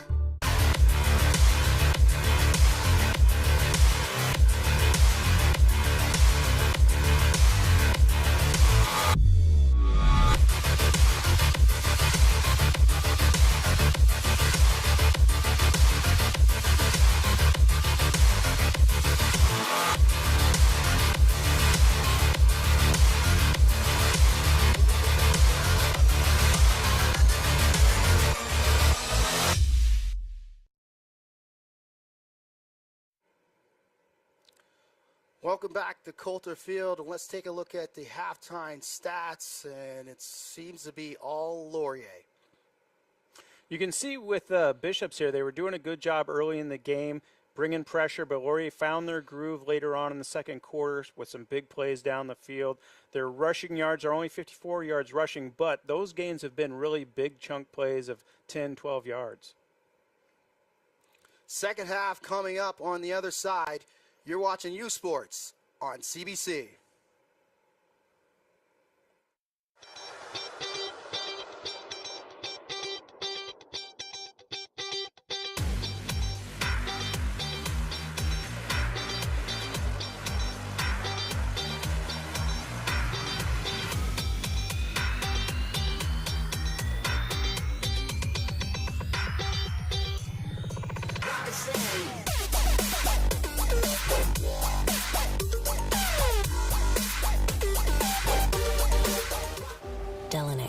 Northwest Territories, the birthplace of hockey. Here, you'll find a community full of history and tradition. A community that Quaker surprised by transforming their arena kitchen into a Quaker breakfast bar. Stocked with our Canadian whole grain oats, it's now a place to gather, to eat, and to celebrate. We're proud to feed the passion for hockey in the place where it all started. Because we believe no matter where you're from, you've got this.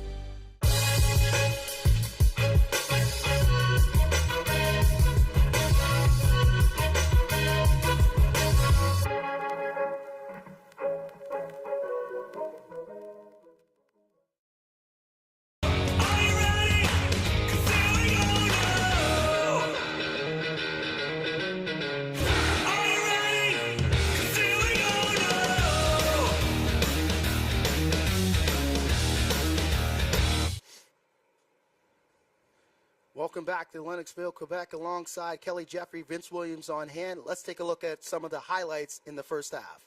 Some exciting and big plays in that first half. Laurier found their groove with the attacking down the field with the ball. They've got a good running game going. Bishops had some good runs early on, too. You can see them setting up their passing game with the run. They had some good, accurate passes. Laurier attacking on the perimeter early. They got some big gains on the outside once Bishops attacked and loaded up the box. But as it went on, Bishops had a chance to get a few first downs. They had a few drives that just stalled out without coming away with points. But then Laurier, once they had an opportunity to buy some time for their quarterback and throw the ball and push the ball down the field, they got some big gains. Defensively, Laurier had some big plays. There's a big stop right there. They had an opportunity then with the run game to find its groove, find some momentum with it. And once they were able to really get the ball down the field, that's when things unloaded for them. Bishops had a chance there. A couple times they had an opportunity to come away with a first down or recover a fumble or get a stop and get off the field, but a penalty continued to drive for Laurier. But Laurier, as time wore on, started to protect Elgersman better. You can see he's got some time there now in the pocket. Now he's starting to feel that rhythm with the receiving core, and there's just so many weapons with Laurier. Once they got that timing down, big plays over the top, no help. They just found their one-on-one matchups, and that's when they really took hold. Laurier starts protecting great. They give some time for the quarterback. They get a big run down the middle there to put them down in scoring position, and now Bishops is a little bit off rhythm. They did a good job with their pressure early on, and then once Laurier found that groove and found something that worked for them, they were able to get going. Laurier, huge. We are set for the second half. They were huge. You broke down all of the highlights, all of the stats. I mean, Elgersma, he has been outstanding, and he has been true to the form coming into this game. Back-to-back OUA MVP. Got to be the front runner for the Heck Creighton Award. It'll be the first Heck Creighton Award in a long time in program history. So Elgersma is right on course to do that and get this team to the Vanier Cup. Really big first half. And when he got that time to sit back there in the pocket, go through his progression, you know, he was going to find that receiver eventually. There's just so many weapons on the perimeter for Laurier. Whether it's on the perimeter in the passing game, they've got good running backs. Anytime he got time to throw the ball, they were very successful. When he had his chance, he just doesn't miss. He puts the ball on the money where it needs to be, gives his receivers a chance to run after the catch, which is important, and it was just a big half. Bishop still had a good first half in getting pressure on him early in the game. If they can continue to bring some pressure and blitz, maybe they can get back into this game through some pressure on defense, but they got to get a stop or two to get off the field. So the Bishop's Gators will start with the football here in the second half. Trailing, Hodge will line it up on his own 45-yard line. And the Gators trying to respond here in the second half. And let's see if their starting quarterback, Justin Curion, who went down in that second quarter, will return to the game.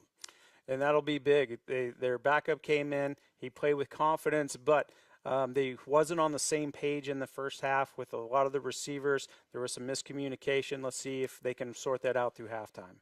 Shalot settles under the kickoff, and he is brought down quickly. Special teams have been outstanding for the Golden Hawks throughout this game. A minimal gain for David Shalot. And let's see if Curion will come back out for the Bishop Gators. Important drive here for Bishops to see if they can move the ball. So Curion's in there, sustained a lower body injury in that second quarter, and let's hope he can continue and provide a spark here for the Bishop Gators. Play action over the middle. Nice soft touch. He's got a man and brought down into Golden Hawk territory. Great first play coming out. You know they weren't happy with the first half. They went in at halftime and said, hey, let's go attack. Don't be defensive. Let's go attack. Great play action here. They find the receiver on the crossing route deep down the field. That's a great, great start to the second half. Cedric Maurice with the huge gainer and a flag on the play on first down. Let's see how they sort this one out, and it's a legal procedure that'll push them back. Replay first down. That's frustrating. You just come off a big play to start the second half, and now you're working behind the sticks on 1st and 15. But, again, Bishops doesn't want to change their game plan too much. You know they went in at halftime and said, let's not get away from what we do well. We're still a running team. We're still a good play action and RPO team. Let's go ahead and give ourselves some time and just sort this out. 1st and 15. Curion, 8 for 16 in the first half, 127 yards. And they hand it off. They'll stick to the ground game. Burness will pick up a gain here, and it should be 2nd and about 8 for the Gators. Good gain there. They were 1st and long, so that gain is still just 2nd and 8 now after that good gain. Good job by the running back. They've got 3 really good running backs that really capable of getting yards in this. So if they can change that up, keep those guys fresh, they'll be able to keep the running game strong. Marco Burness with the gain there. Curion drops back, clean pocket. He's got time. He'll go to the left side, and that's completed. And that'll be another first down on that pitch and catch for the Gators. Again, Curion's accuracy. This is something we didn't really see a lot in the first half, him pushing the ball out towards the perimeter on the sideline. We saw a lot of stuff over the middle. Now he goes through his progression, gets the ball out on the perimeter. Great route at the top of the route, really bursting and coming back to the ball. Cedric Maurice again on that completion. And that was someone we just didn't call their name almost the whole first half there. So it's good to get other people involved, really attack on a broad front. 1st and 10 here for the Gators in Golden Hawks territory. They'll hand it off again. They'll stay on the ground. Marco Burness with a minimal gain, about 3. It should bring up 2nd and 7.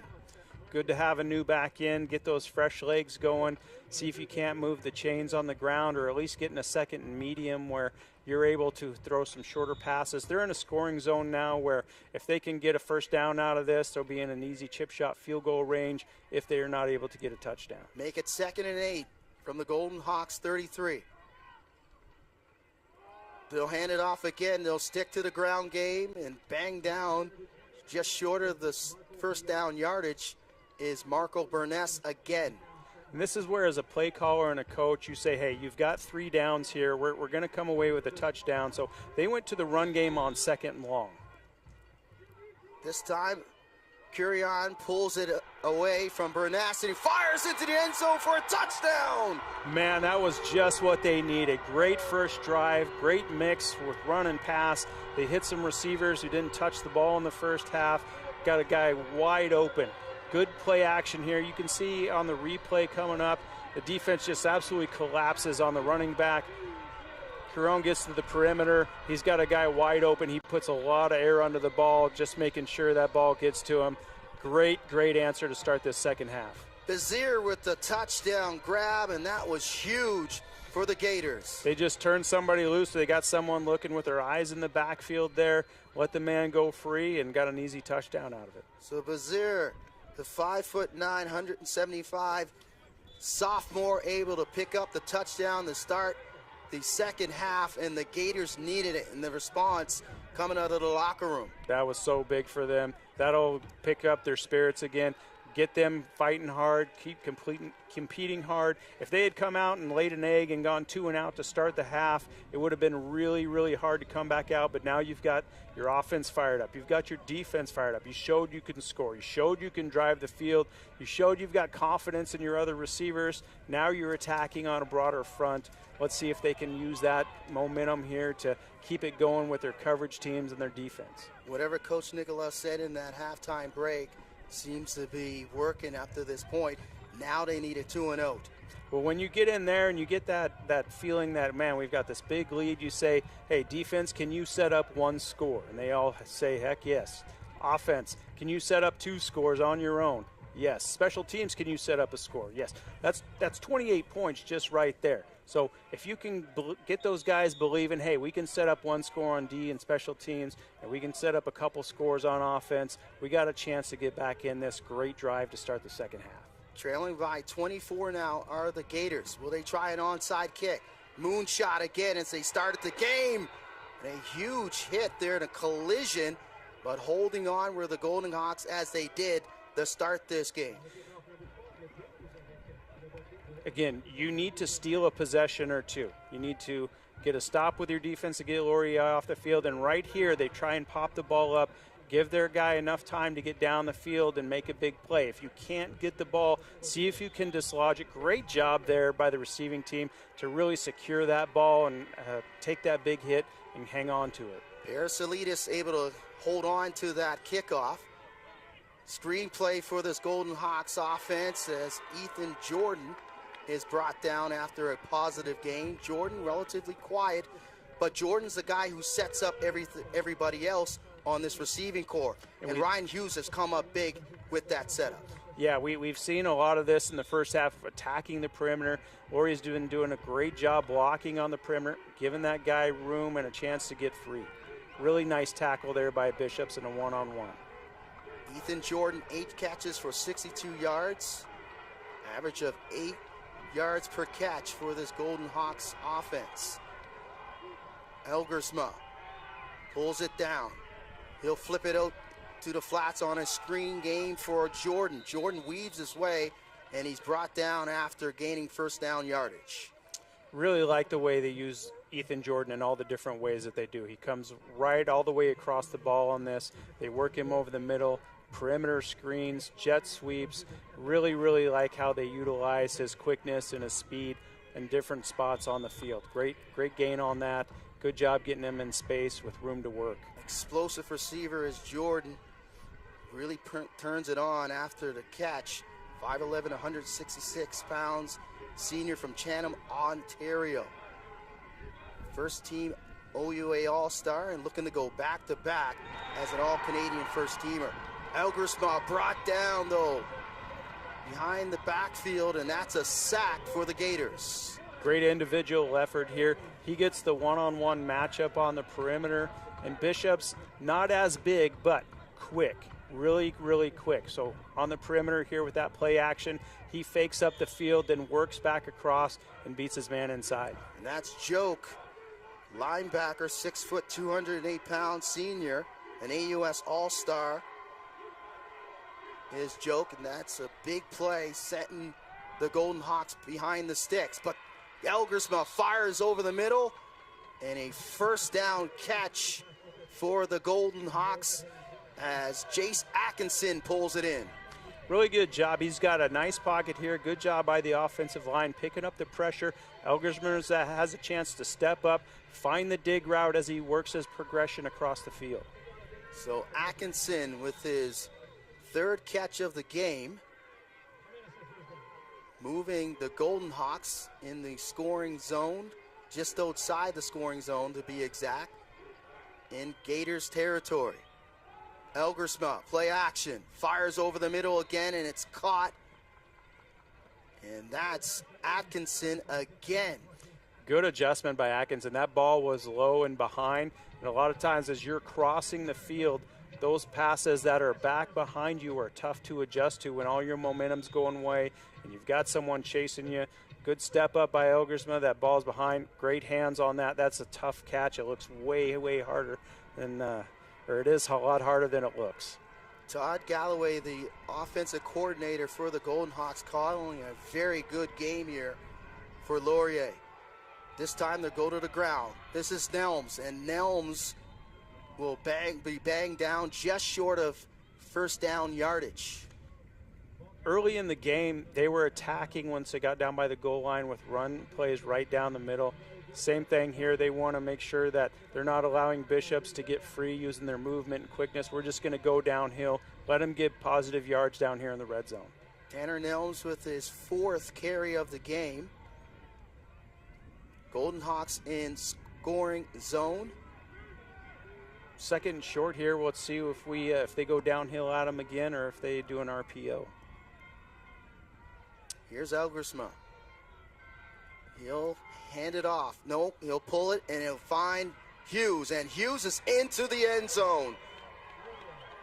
Elgersma, beautiful throw, pitch and catch once again to Ryan Hughes. Great response there by Laurier. Bishop's trying to capture some momentum again after their opening drive. Laurier drives right back down the field. He gets on the perimeter, and right there it looks like he maybe has got a chance to make the play, but he took that ball and really turned on the juice there. Like he thought he had a chance to make the tackle. Look at him just have some burst there, stiff arm. Great play. And Kelly, how important is this RPO game of the Golden Hawks? It seems to be, every time Elgersma pulls it down and doesn't hand it off, their receiver's wide open. Well, they've done a good job of getting the ball out on the perimeter away from everybody on the interior. So the Golden Hawks respond after the Gators started with their own touchdown here in the second half. We're back after these messages. You're watching the 2024 Uteck Bowl on CBC.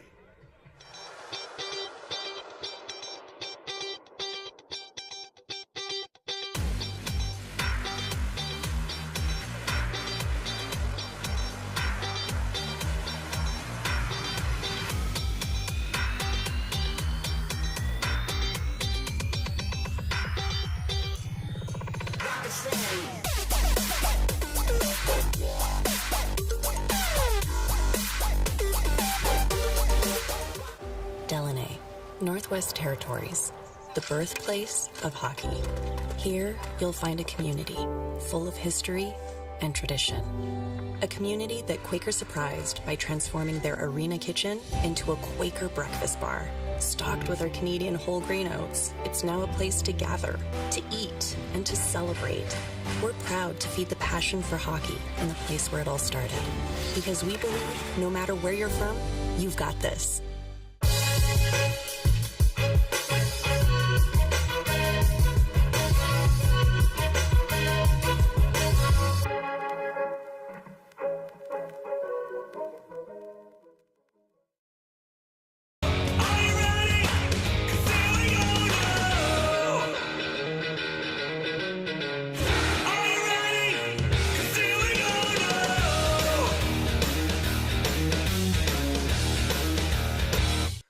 Back at Coulter Field, the top two teams in Canadian football descend on Richardson Stadium in Kingston, Ontario on Saturday, November the 23rd for the 2024 Vanier Cup Championship game. Tickets are selling fast, so scan the QR code on your screen or visit usportstickets.ca. So the Golden Hawks will kick it off, leading 41-10 with 7:36 here in the third period. Couple good drives to start for both teams. Let's see if Bishops can get another drive going here to recapture that momentum they had to start the second half. A gain of 4 yards off that kickoff, and the Laurier special teams have been good this afternoon. We mentioned it in the first half. Their kick coverage on punts, they've only punted it twice, and their kickoffs have been outstanding. Yeah, the coverage game is important, and you just don't want to give up field position, especially when the wind is a factor. So pinning them back each time, making sure they have the long field, that really helps out with the way you call your defense. You can be more aggressive in the back end. You can bring blitz, so that's big. So first down and 10 on the 26 for the Gators. They'll hand it off. Burness, and Marco is brought down with a minimal gain. Nice tackle in the open field by the Golden Hawks. Good run on the perimeter. That looks like the perimeter for the defense of Laurier were able to come up outside in and try and turn that back in, just limiting them just to 2 yards there. Tristan Miller on the tackle. Wind conditions, not very much, unlike last weekend at the Loney Bowl, where the wind was swirling in that championship game. Wind not a factor this afternoon at Coulter Field. Curion finds Burnett for first down yardage, and that'll move the chains. Good ball there, good play action. They get the in-breaking route. Burnett's going to work all the way up to the top of his route, jab outside, and you can see when two guys are on the same page, Curion's really able to anticipate and lead him with that throw away from the defender. Burnett able to bring down his fourth catch of the game. He's been targeted a lot. 60 yards on 4 catches for Oliver Burnett. Hosang, couple men missing. Hosang dances into Golden Hawks territory, and there's the explosiveness by Osei Hosang. And this is where that backfield with rotating backs through, they can keep fresh legs back there. Here's Hosang hitting this thing downhill. Again, they've got the guard pulling. He's going to read the kick-out block, stick it up in there, and what a great move there. He's got some great athleticism, good burst to him, excellent gain. And Miller might have gotten away at an attempt at a trip there. 7 carries for 62 yards for Hosang. They have missed his productivity, but he's back for this championship game. Played 7 games in the regular season. He was well on his way to winning AUS MVP. He looks like he's fresh today with his legs. He's running. They're still trying to keep the other backs involved to take the load off him some, but he's been good when he's been in there. He's shown good bursts. He's shown good elusiveness. We saw from the last couple carries, he's done a good job of hitting it up in there. So, man, he's playing hard. Gators trying to respond after that touchdown by the Golden Hawks. Curion completes it for first down yardage and bang down in Golden Hawk area there. And that was a tough catch over the middle, Kelly. Yeah, as they get the crosser here, it's man coverage, so they've got the receiver trying to really create separation and run away. They really get a gift there. That hit off a hand or a helmet there as he let go of the ball. And, man, it went right into his hands. Really good catch, way to stay with it. Bazier, who has the touchdown for the Gators, his second catch, 40 yards on 2 catches for Bazier. As they'll go back to the ground, Shalou quickly brought down by La Quintana. With Bishops, they want to drive the field. They're not a team that has a lot of explosive throws deep down the field, and so if they can keep some time of possession, some ball security, and get some drives together, that's when they're at their best. And so we've seen 3 different backs now on this drive be able to run the ball. They've hit some different receivers. Hopefully they can keep this momentum going. It's important for them for time and possession for sure. Keeping the Golden Hawks offense off the field. That's off the back of the receiver and intercepted. So an explosive play here for the Laurier Golden Hawks defense. And they will have their offense back on the field. Man, the Golden Hawks are rolling here in the second half. You're watching U Sports on CBC.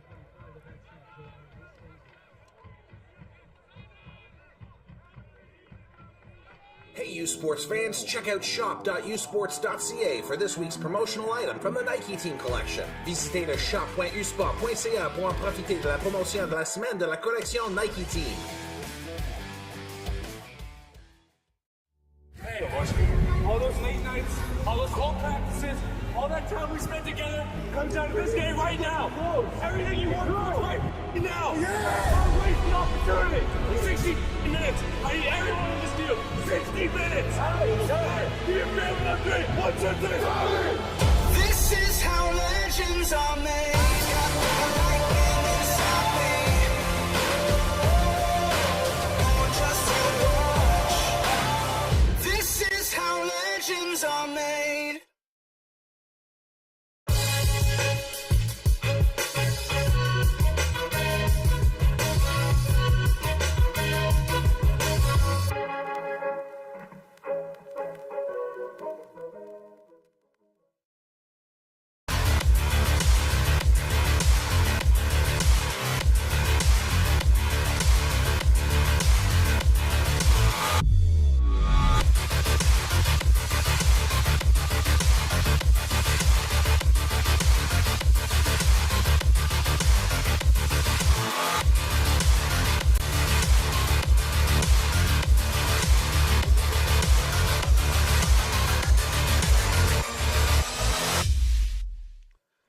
Back at Coulter Field, good look at the Laurier bench there. Interception there before he went to the break.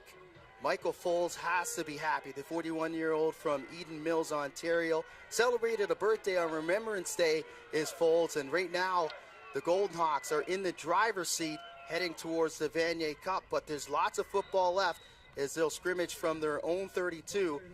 And that's a good gain by Tayshawn Jackson. And when we talk about, the productivity and the turning the ball over, Coach Nicola talked about keep it simple, limit the mistakes, and jump on their mistakes. This afternoon, the Golden Hawks are jumping on the mistakes of the Bishop Gators. And you can't give them anything. Laurier's too good. They're scoring on too many drives to hand them the ball. Bishop's had another great drive going to start the second half. It's unfortunate as Kieran began to scramble. The receiver thought he was going to run and had just turned to block for him right when he threw the ball, leading to the tip, leading to the interception. So I think timeout on the field, 2nd and 4. Good look at Elgersma and head coach Michael Foles. As mentioned, Foles celebrating a birthday, but man, what a team he has had, Michael Foles, as he took over his coaching duties. 2010, serving as the offensive coordinator in 3 seasons at York University. Frank Tyndall Trophy winner as U Sports Coach of the Year in 2016.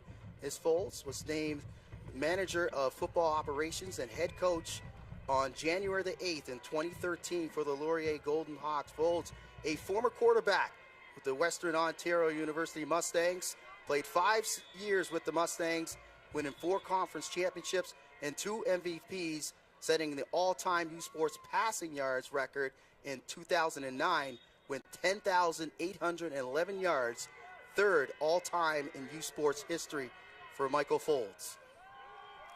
2nd down, and this is Tayshawn Jackson. He'll pick up another first down for the Golden Hawks. That is first down number 26 on the game for Laurier. Good job by the offensive line here. They get good push at the point of attack. The puller leads up through, gives lots of space for the back to hit it up in there. This is something where they really want to focus on taking care of the football. No needless throws in traffic. If they can run the ball here, allow the offensive line to really move the line of scrimmage, they've got a good chance to really seal this thing in the second half. 6 carries and 49 yards for Jackson over the middle, and that's tipped. That's one you don't want to see. That's into traffic. There's a lot of bodies there. Just go ahead, check off to the next guy. Keep going through your progression. Could be a bit of a bad decision trying to force this one in here. Man, they got away with one there. It seems like the tip balls that Bishops is getting, they're not able to come up with it, where on the other hand, when there's a tip or a deflection, Laurier seems to be capitalizing on those. Elgersma trying to find his favorite receiver, 1,000-yard receiver Ethan Jordan over the middle, but he has been outstanding as Taylor Elgersma, 28 of 31. Screen game to Jackson, not there. So the kicking team will come on the field for the Golden Hawks. This will be their third punt that is, of the game for Laurier. They've been extremely efficient. This was a great play call. They had it set up. Again, sometimes it's very hard as that defensive line's rushing in to get the ball over the top and to a running back. If they could, he had all day to run on that thing, but good job, I guess, by Bishop's there, getting a stop, getting off the field for the third time. Nice angle kick out of bounds by Hodge, and that's a beauty to set up the Gators at the 18-yard line. What a kick by Hodge. Again, whenever you can keep that return team to 0 yards return, that's the goal. Great job, good job by placing the ball right to the sideline and having that thing drift all the way around. Sometimes risky to kick the ball clear across the field because your coverage team isn't over there, but if you can do that just right there, that's a great way to start a defensive possession. So it will actually be set up at the 13-yard line. So even better kick by Dawson Hodge. It'll be 1st and 10 for Curion and the Gators. And so far, Curion, whatever his injury was the first half, he's rebounded quite a bit. I'm sure he's fighting through it right now, but he's looked good. He's been accurate. He's had some good throws and move the sticks. He's spread the ball around. So if he can keep that up, again, this is another important drive with being backed up here. You want to get the run game and keep that going, but at the same time, Curion's been doing a good job on the second medium, second long of getting completions and moving the chains. So Allison Gates, the referee this afternoon, will have a conference with Michael Folds. I do believe there might have been a penalty of some sort, and they're trying to sort things out here in regards to where the Bishop Gators will scrimmage from. Yeah, I didn't see the flag on the play. I think they're maybe talking about the spot of the ball where it went out of bounds potentially. Let's just get this thing spotted and going here, guys. So they'll sort it out. Michael Folds not very happy, pointing into his own bench, maybe speaking to one of his players, but nonetheless, the Gators will scrimmage from their own 13. And again, with Bishop's run game, they want to keep those legs fresh. We see Marco Briones back in the game. We'll see Ho-Song as they get going with the drive, if the drive continues. But keeping those fresh legs in there with the run game is really important. And here's that Thunder and Lightning two-back attack of theirs that they've had a lot of success with in the playoffs. Brought down for a minimal gain, maybe a gain of a yard that is, and that's Shalot. So Shalot, Briones, and we've seen limited action in Ho-Sang. Ho-Sang with more explosive runs up the middle in this running attack for the Gators. When you come off from injury, sometimes you'll have the burst and explosive, but you won't necessarily have the stamina. He hasn't played football in a long time, so you want to get him in there, get his carries, get his runs, but he might be trying to feel his legs still and get back into game shape. 8 carries for 65 yards for Ho-Sang. Under a minute left in the quarter. Baronis breaks a tackle, and he's banged out of bounds, and that should be first down yardage for the Gators. Such a tough run after the catch here. They throw him out to the perimeter here. Huron looks down the field, gets through his progression, finds his back. This really could have been stopped for no gain, but breaks one tackle, lowers his pads, drives for that extra couple to get down to the first down marker. Marco Briones able to pick up the first down for the Gators. Curion now pulls it, fires over the middle, and it's caught, and another first down for the Gators. Great job using the flow of the defense to pull that there, recognizing the slants. Got a great window on the backside of this play. We fake here. Good job with the eyes, and just a nice quick flip of the wrist there with a really accurate throw. When he's got time, he's a really accurate passer. Low with the grab over the middle and the first down yardage for the Gators. This should be the last play of the third quarter, barring a penalty. And that's knocked down over the middle as Curion tried to find his intended receiver.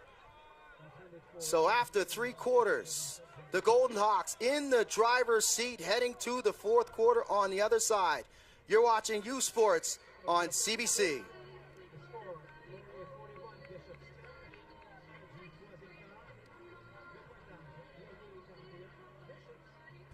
Where exceptional student athletes are born, where records are broken, where great plays are made, where school colors ignite passion, where champions prevail, where tradition is celebrated, Ontario University Athletics.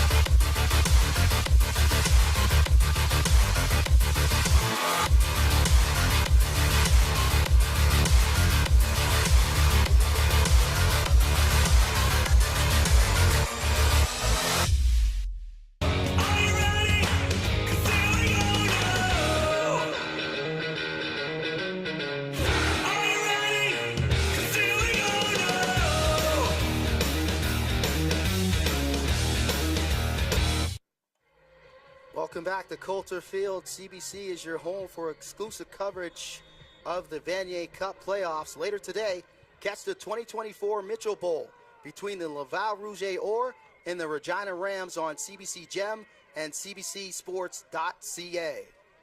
So the Gators will scrimmage from their own 39-yard line. Be 2nd and 10.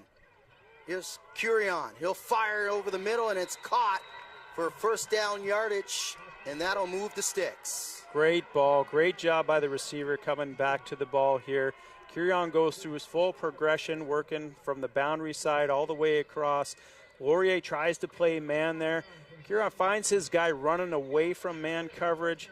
Good hands, tough catch with someone draped all over him. Bazir, the touchdown catcher this afternoon, able to catch his 3rd ball of the afternoon, 51 yards for the Gators. And they'll hand it off this time to Ho-Sang. Ho-Sang, a big gainer, slips a tackle, and he's finally brought down. Boy, that play looked like he had tons of room. It looked like he was going to turn that into an explosive, but good job by Laurier there, turning this thing back in, not giving him a chance to run up the field. They force him to go sideways here, and it what looked to be like a big gain of a play turned into about a 4 or 5 yard gain. So that'll bring up 2nd down for the Bishop Gators. Gators champions of the AUS. First title, winning the Loney Bowl last weekend. And an incomplete pass and decision time here for the Gators. That was a tough catch. It looked like he was really close to pulling that in. He had the defender draped all over him. They had a blitzer that was unaccounted for, so this was going to be a tough play to complete, but good job there by Hastings, knocking that ball away after having a big interception just a few drives ago. Comes up with a big stop on 2nd down there. So they'll bring out the punting team, the Gators. They'll punt it back to the Golden Hawks. Jackson down deep for Laurier. That was a big play by Laurier getting off the field with the clock starting to work into their favor and having the lead now.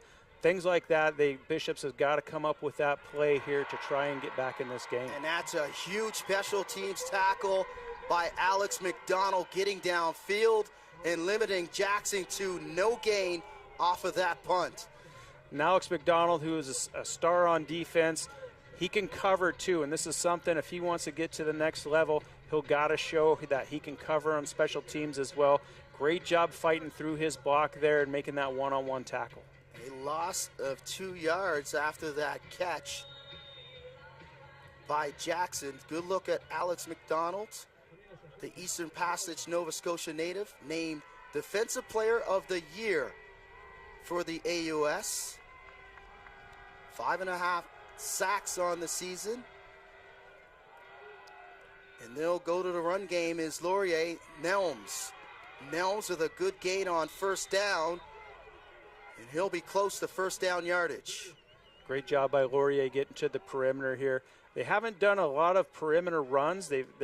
Most of their gains have been up the middle, but here's something where they down block on the outside. They pull 2 linemen, get up the field, and create an alley down the hash there to get up the field. And then for Laurier, you got to tuck that ball away as well. You're getting to that point of the game where you know Bishops is going to be coming after that football. Trying to punch it out on Tanner Nelms. 5 carries for 40 yards, an average of 8 yards per carry. They'll go back to Nelms. This time, he is tackled right at the line of scrimmage. Good fill by Bishops there. They can really rally to the ball. If they can get the first guy to turn them back inside, they can really run. That's where their strength lies, and their quickness and their sideline-to-sideline coverage. So once that ball gets turned back inside, that's where they can rally to the ball and get the back down. Tanner Nelms had a huge season for the Golden Hawks. A good career as well, running the football for Laurier. Elgersma. He'll change the play at the line of scrimmage. Showing pressure by Bishops here. Elgersma drops back. He'll swing it out to Nelms. Nelms makes a tackler miss, but he's brought down behind the line of scrimmage. Good tackle in open field by the Gators. And great job. Bishop shows pressure here.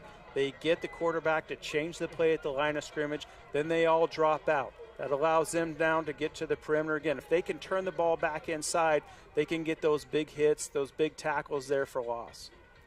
Another tackle for loss by Goke. He's got a sack on the game for the Gators.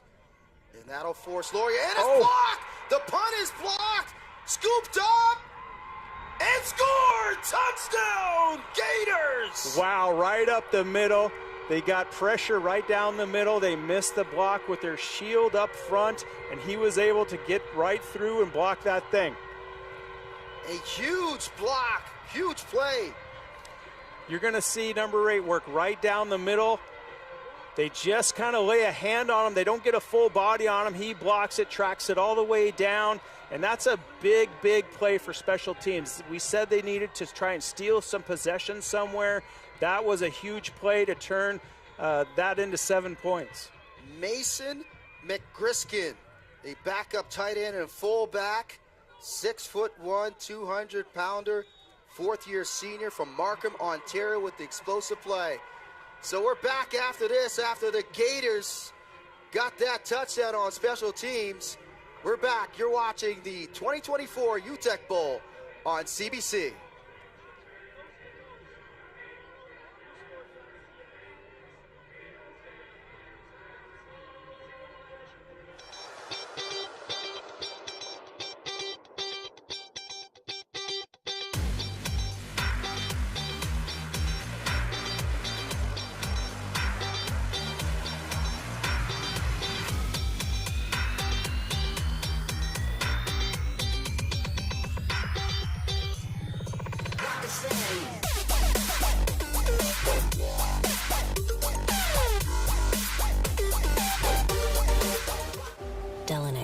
Northwest Territories, the birthplace of hockey. Here, you'll find a community full of history and tradition. A community that Quaker surprised by transforming their arena kitchen into a Quaker breakfast bar. Stocked with our Canadian whole grain oats, it's now a place to gather, to eat, and to celebrate.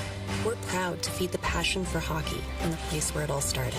Because we believe no matter where you're from, you've got this.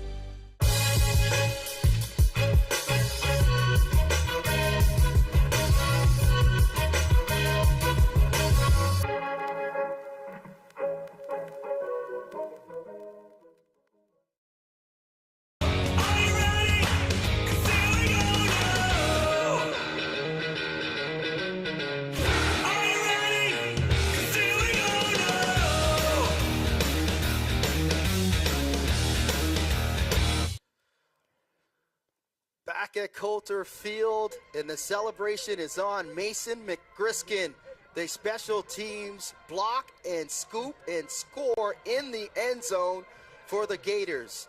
Will this be the momentum that they need to ignite Coulter Field and the swamp, the student section there in Lennoxville, Quebec?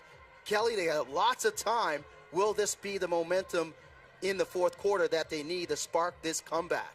It certainly is going to help. They started off the second half great on offense. The defense has finally gotten a couple stops, gotten them off the field. Now special teams has followed up with a big block and scoop and score. It's what they need. They need all three phases to work here. Now on the Laurier side, you feel like, hey, as long as we don't turn the ball over and give up a block punt, we're going to be fine. But now that they've given up a block punt, they've got stopped a couple times on offense, you got to start rallying your troops and saying, guys, this game isn't over. We got to keep playing. And Bishop's here is spreading this thing out. Here comes the onside. The moonshot again. It's up in the air, and it's brought down by Hughes. Hughes breaks the tackle, and he's banged out of bounds at the center line. Ryan Hughes has been huge in the passing game. 8 catches for 212 yards and 3 touchdowns.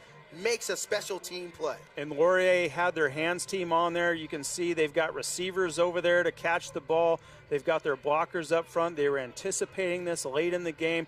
They know Bishop's is going to try an onside, so they were ready for it, getting those guys who can jump and catch on the return team. Laurier's responded all game long. They've every answer that they needed to provide after a Bishop's either touchdown or momentum shift, they've come back and answered. They'll go to the ground game. Again, it's Nelms. Nelms breaks the tackle, and Nelms with a good gain on first down. So Tanner Nelms starting to take over this game in the second half. They're exclusively going to the ground game.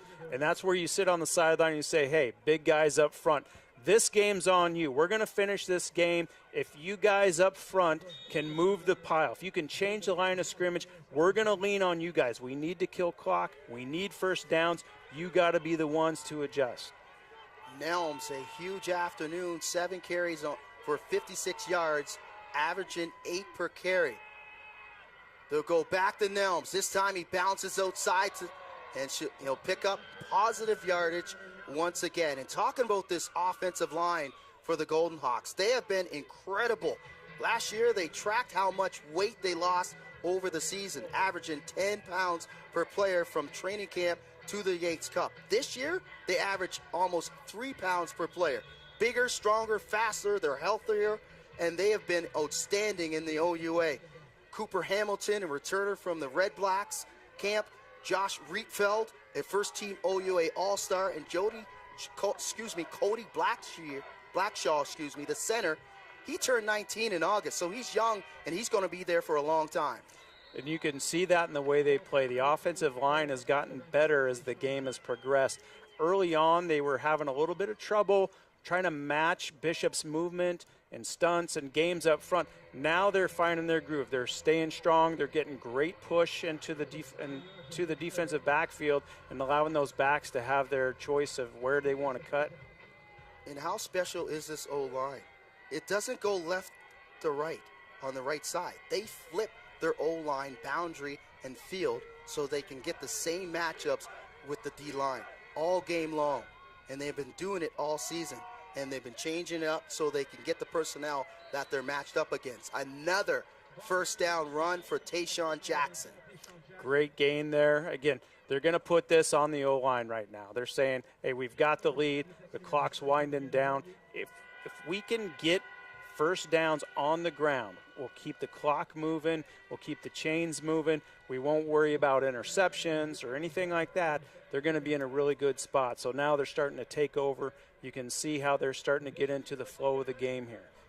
30-17, our first down differential between the Golden Hawks and the Gators. The Gators have a man shaken up on that run.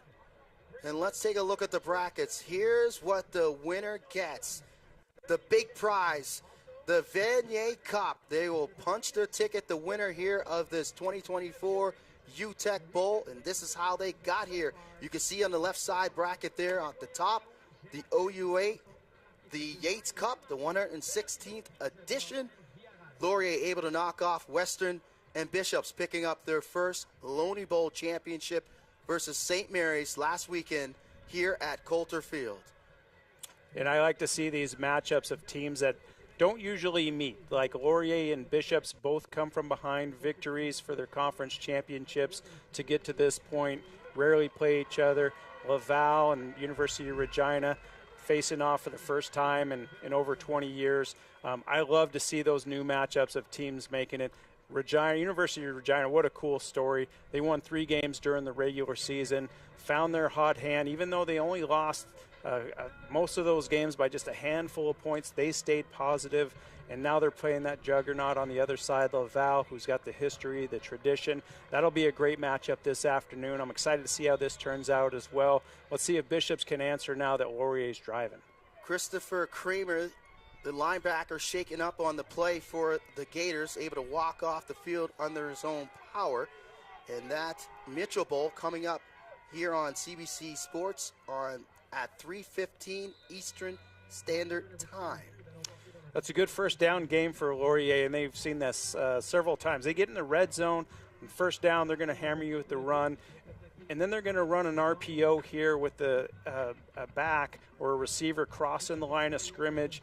They've had a lot of success. They've scored a couple times with it, and they just know in that situation they're probably going to get man. It's hard to track a guy all the way across the field here in this situation. Let's see if they get after that again. Back in the scoring zone are the Golden Hawks, 2nd and 6 on the Gators 9.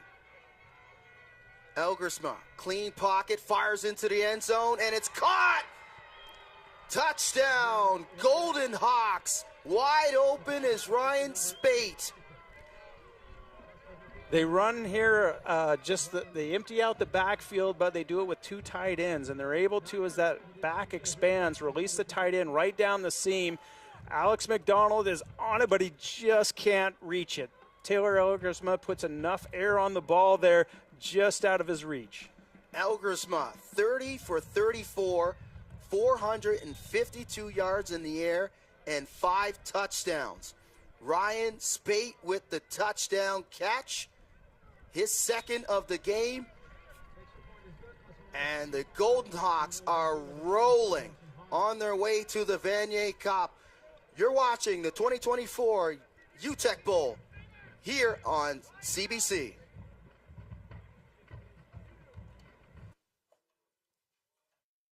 Hey, you sports fans, check out shop.usports.ca for this week's promotional item from the Nike Team Collection. Visitez le shop.usport.ca pour en profiter de la promotion de la semaine de la collection Nike Team. Hey, all those late nights, all those cold practices, all that time we spent together comes down to this game right now. Everything you want right now. Don't waste the opportunity. 60 minutes. I need everyone in this deal. 60 minutes. Do you feel what I'm doing? 1, 2, 3. This is how legends are made. Lightning inside me. Oh, just to watch. This is how legends are made.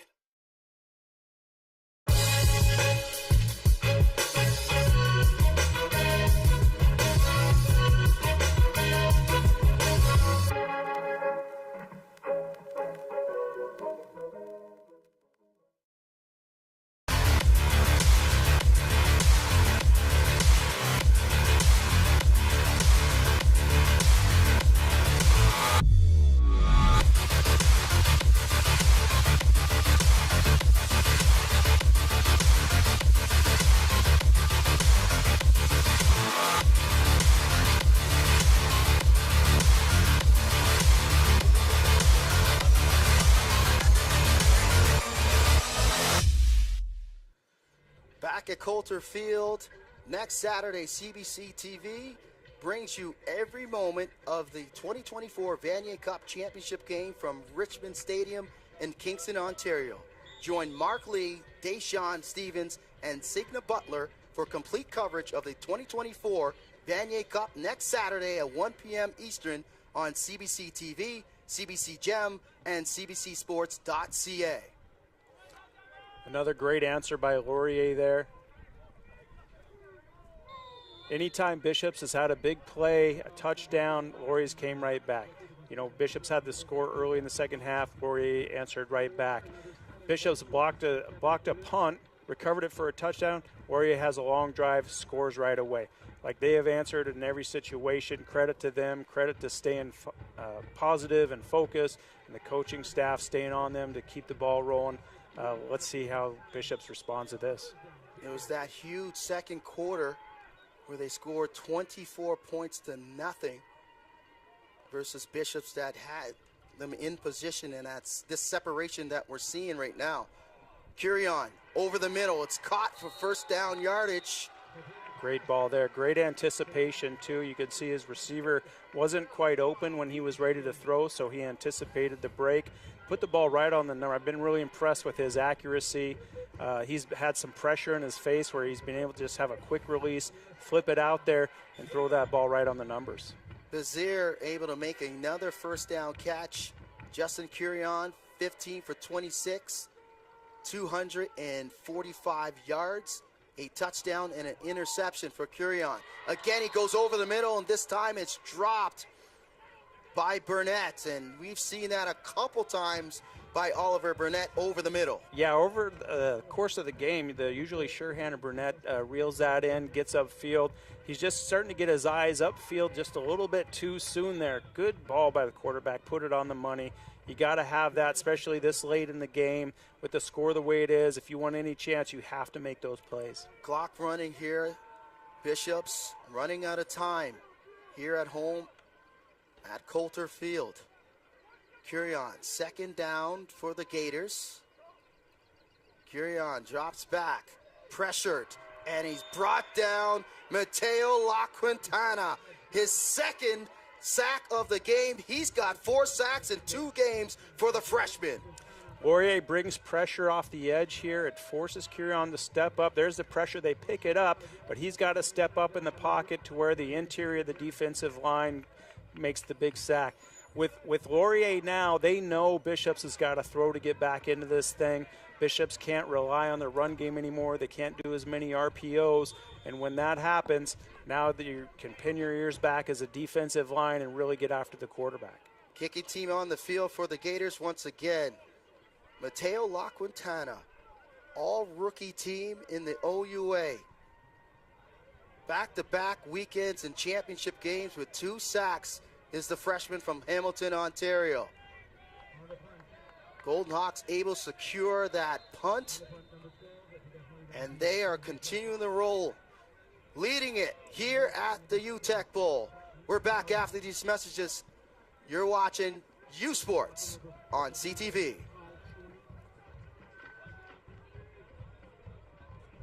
Where exceptional student athletes are born, where records are broken, where great plays are made, where school colors ignite passion, where champions prevail, where tradition is celebrated. Ontario University Athletics.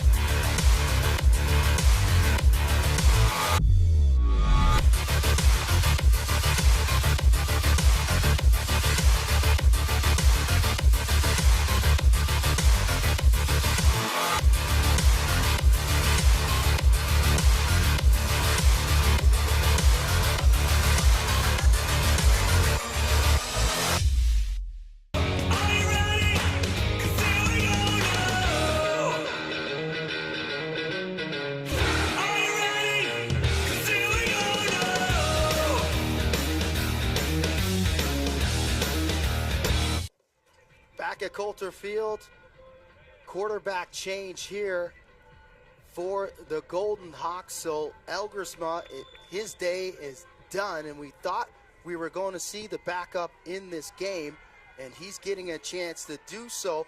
Limited action is Isaiah Willis, the backup quarterback for the Golden Hawks. He'll hand it off to Tayshawn Jackson, and Jackson's day, positive one on the ground, continues for the Golden Hawks.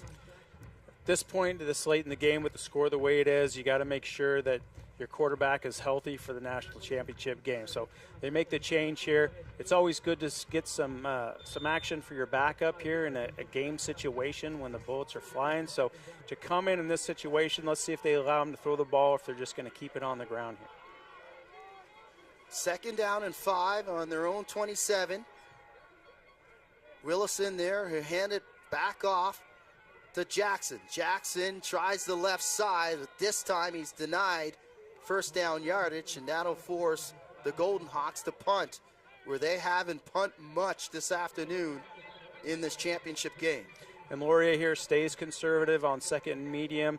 You don't blame them. They don't want to risk a turnover with the new quarterback. You can help that quarterback out. Let him hand the ball off a few times, get his feet wet, get the flow of the cadence, the flow of the game, and then maybe down the road you can give him a throw. But right now they just want to make sure they take care of the football this late in the game. That clock is winding down. It is their ally. They don't want to give any gifts to Bishops this late in the ball game. Dawson Hodge, his 4th punt of the game. His 3rd was blocked, scooped up, and scored by McGriskin of the Gators. Should anticipate max protection here on this punt. They get pressure. Hodge gets it off. And they'll run it quickly out of bounds, not taking any chances, is Cedric Maurice.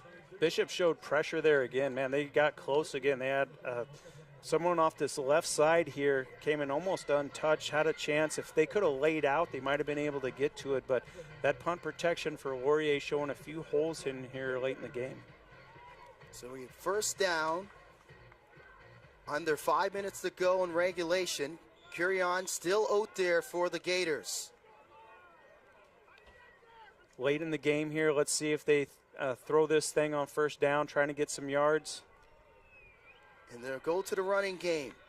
Ho-Sang, another positive gain. He's been good in limited action this afternoon for the Bishops Gators. He's had some big carries. You can see the burst that he has.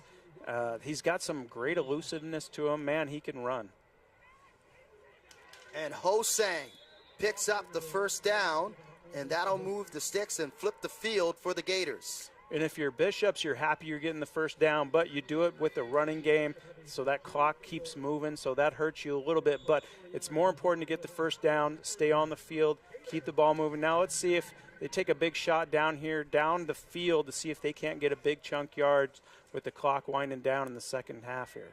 Moving towards the 3-minute warning. Curion, he'll hand it off to Ho-Sang again. Ho-Sang picks up another 1st down for the Gators. Great gain. You can see what he brings to the table. Inside, outside, great speed, good physicality. He is a very complete back.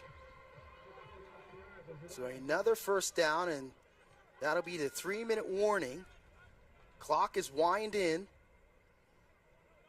Gators looking for a score late here in the 4th. Curion try to find his intended receiver. Little mix up there. Try to find Cedric Maurice. And that'll bring us to the 3-minute warning now. This benefits Bishops in that the clock is going to stop after every single play, whether it's a run, whether it's a pass. We'll see if they can get back into it late. So 2nd down and 10 on the 48-yard line of the Golden Hawks. We're back after these messages. You're watching U Sports on CBC. Where exceptional student athletes are born. Where records are broken. Where great plays are made. Where school colors ignite passion. Where champions prevail. Where tradition is celebrated. Ontario University Athletics.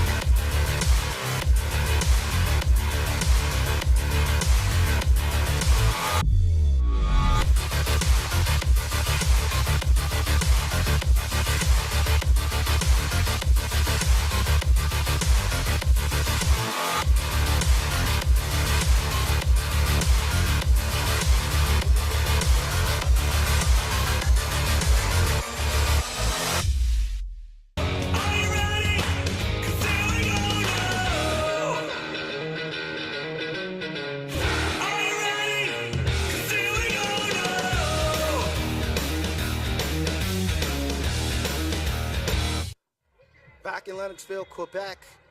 Laurier leading the Bishops Gators 48-17. Gators driving in Laurier territory. Curion drops back. Pressure by Hastings, gets it off to Hosang. Hosang with room, and he's brought down. Another first down for the Gators. This time in the passing game, Hosang comes up big. Great call on 2nd and long. They tried the screen earlier, and they just missed it with the throw. This time they get the connection, and you can see the offensive line's allowed to really release, get down in field, get in front of Hosang, and let him do the rest of the work. So first down for the Gators. They'll fire Curion over the middle, and it's caught! In for the touchdown! Brazier again, his 2nd touchdown of the game. What a throw. This is a throw that's got to go over the top of the defense, but really has to sit him down before he gets to safety so he doesn't get his head taken off. You can see he sees him break loose. He puts it right in the middle of 2 defenders. Good job by the receiver there protecting the ball. He's got someone working towards him trying to dislodge it, but hangs on, gets into the end zone. Nice throw, nice catch. Wilkins Flaherty went for the huge hit. Sidestepped by Brazier, and he was able to get into the end zone. And the Gators will settle for 1 on the extra point. Kicks up, and it's good. So 2:10 left in regulation. The Gators trailing the Golden Hawks 48-24. If you're Bishops, you got to go for the onside kick. Yeah, so expect that. We'll see the Laurier hands team again come out. They'll have the receivers and the guys who can handle the ball and try and protect. We'll see if Bishops changes up their onside this time. They went to the left, their left before, trying to lob it up. We'll see if there's any type of action where they bring someone across and kick it the opposite way to try to change up the look, because if Bishops can get this back, it's not out of the realm of a comeback. They've got to get 3 touchdowns and 3 two-point conversions. If they can go ahead right here and get on this onside kick, now they've got a chance to get another score. Maybe they get another onside kick or a defensive stop. Now they can start to get an opportunity to see if they can't get back in this thing. So the Golden Hawks vying for the 59th Vanier Cup. 5 appearances for Laurier. They are 2-3. The last appearance, 2005. 2-time Vanier Cup champions, 1991 versus Mount A in the 27th edition of the Vanier Cup, and 2005 versus Saskatchewan in the 41st edition of the Vanier Cup. Here's the onside again. So they're aligned to how they were last time for the previous onside. We'll see if they do any movement, try and change something up, just so they don't give Laurier the same look here. So the hands team on the field for the Golden Hawks. Moonshot once again. And this time it's batted into the air. Still in play, and they secure it. So some luck again for the Golden Hawks. Atkinson coming up with the loose ball. They got what they want. They got somebody through that front wall. He goes up and makes the play, knocks it towards the other goal line, but there's someone hustling over there, right there to recover the ball. Man, that was as good a look as you're going to get. And I believe it was Hosang on special teams got down the field and batted it into the air. But Jace Atkinson, Johnny on the spot, able to secure the football for the Golden Hawks, and they will scrimmage from their own 34. And expect here to load the box for the run. Laurier is going to run the ball, try and keep working that clock. And they do just that. Another run. They start the series for the Golden Hawks. Good gain there when the whole stadium knows you're going to run the ball. If you can get 5-6 yards when everybody knows you're going to run to keep killing that clock, you're telling everybody on the sideline between series, hang on to the football. Ball security.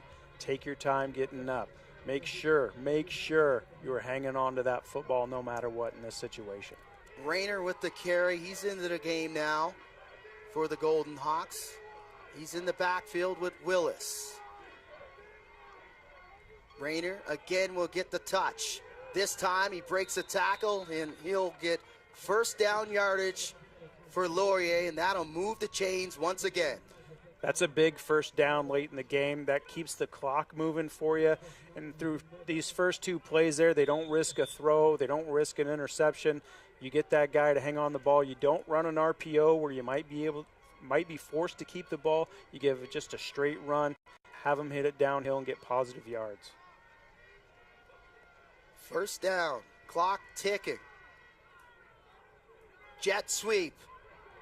Out wide to the left side.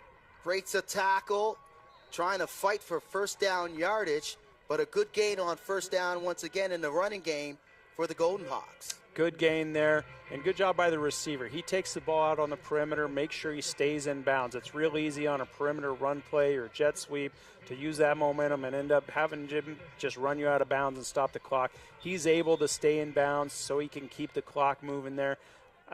Good job hitting the perimeter, too. Bishop's expecting an inside run game here late, and to get on the perimeter and get outside gives you a little bit more room to move. Anthony Briscoe on the jet sweep. Gets a touch in this Uteck Bowl. Second down and 3, under a minute to go. They'll hand it off once again. It's Rayner. Stopped short of line to gain, so that'll be 3rd down and 1 for the Golden Hawks. So 3rd and 1, good stop by Bishops there.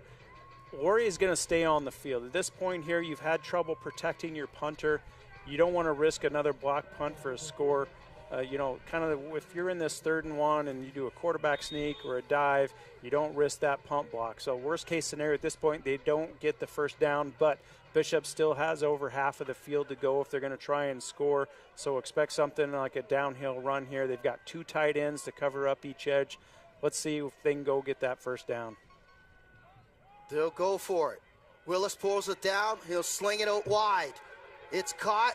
And a first down for the Golden Hawks, trying to seal this game, and that should do it. Nice play. It's good to see that quarterback get his first completion there late in the game. Good job. Bishops on 3rd and 1. Thanks. Okay, here comes the run up the gut. They pull, get it to the perimeter, go get first down, keep that ball protected. Great job. Bennett with the catch out of the backfield, and we should be in take-a-knee mode here. So victory formation for the Golden Hawks. They will punch their ticket to the 2024 Vanier Cup in Kingston, Ontario.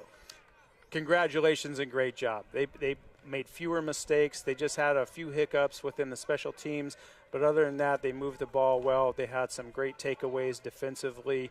They answered every single time. Bishops tried to get some momentum going. They didn't let them get off the mat and get their momentum going. They just kept answering drive after drive. Congratulations. Great job, Coach Falls. And there it is. They are golden once again on this day. Taylor Elgersma, the man of the day. He was explosive. He led his team. They are champions of the 2024 Uteck Bowl.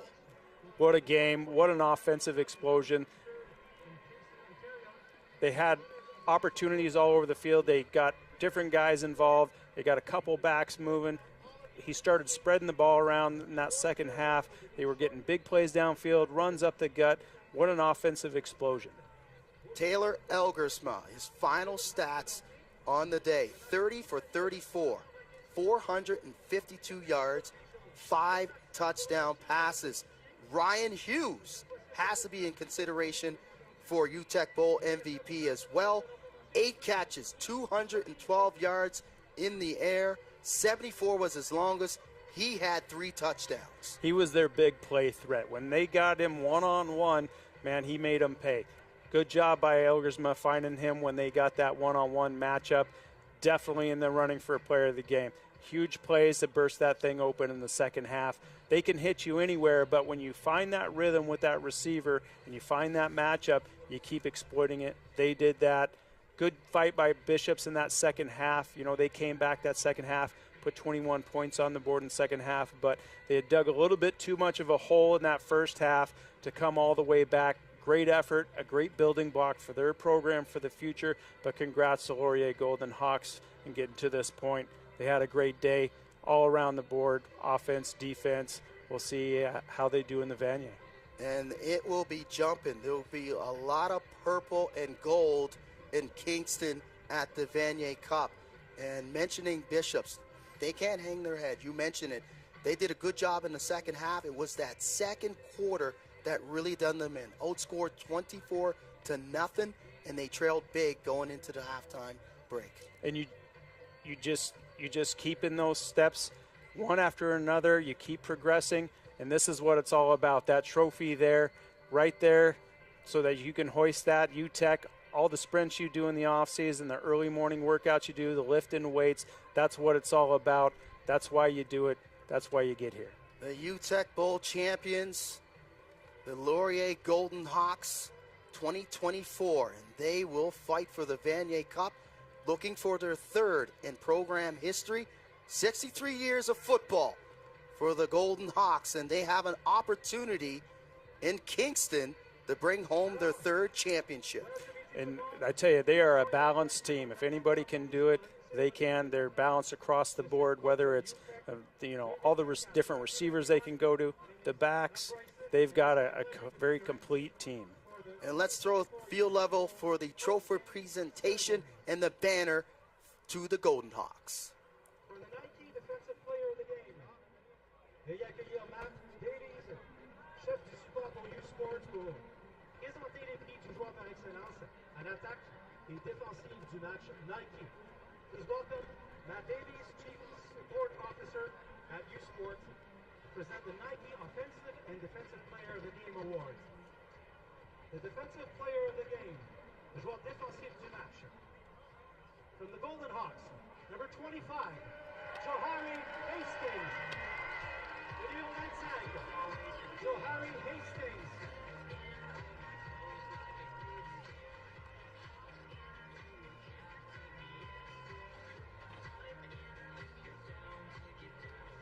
Now for the Nike Offensive Player of the Game, le joueur offensif Nike par excellence.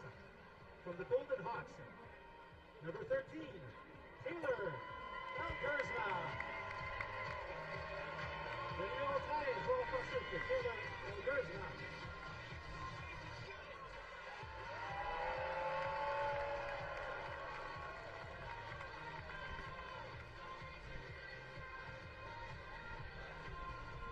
The trophy and banner presentation now. Please welcome to the stage U-Sports CEO Ken Arsenault present the 2024 Uteck Bowl to the Laurier Golden Hawks. Veuillez accueillir Ken Arsenault, le chef de direction chez U-Sports, pour la remise de la Coupe Uteck 2024 aux Golden Hawks de Laurier.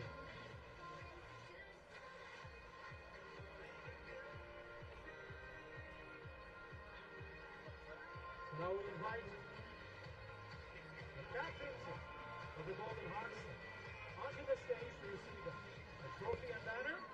Mérite le capitaine des Golden Hawks sur le stade de recevoir la bannière des champions de Coupe Uteck ainsi que le trophée.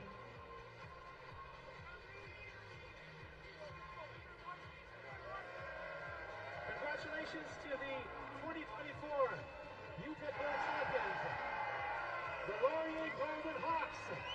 Félicitations aux champions de la Coupe Uteck 2024, les Golden Hawks de Laurier. Join us next Saturday, November 23rd for the Vanier Cup, where the Golden Hawks will take on the Mitchell Bowl champions. Soyez des nôtres le samedi prochain, le 23 novembre, pour le match de la Coupe Vanier, alors que les Golden Hawks affronteront les champions de la Coupe Mitchell. Thank you all for attending the game, and safe travels. The top two teams, congratulations to the Golden Hawks. They punched their ticket to the Vanier Cup. The top two teams in Canadian football descend on Richardson Stadium in Kingston, Ontario on Saturday, November the 23rd for the 2024 Vanier Cup Championship game. Tickets are selling fast, so scan the QR code on your screen or visit usportstickets.ca to guarantee your seat to the big game. So the Laurier Golden Hawks, they advance to next Saturday's Vanier Cup, where they will face the champions of the Mitchell Bowl that starts in a few minutes' time between the Laval and Regina.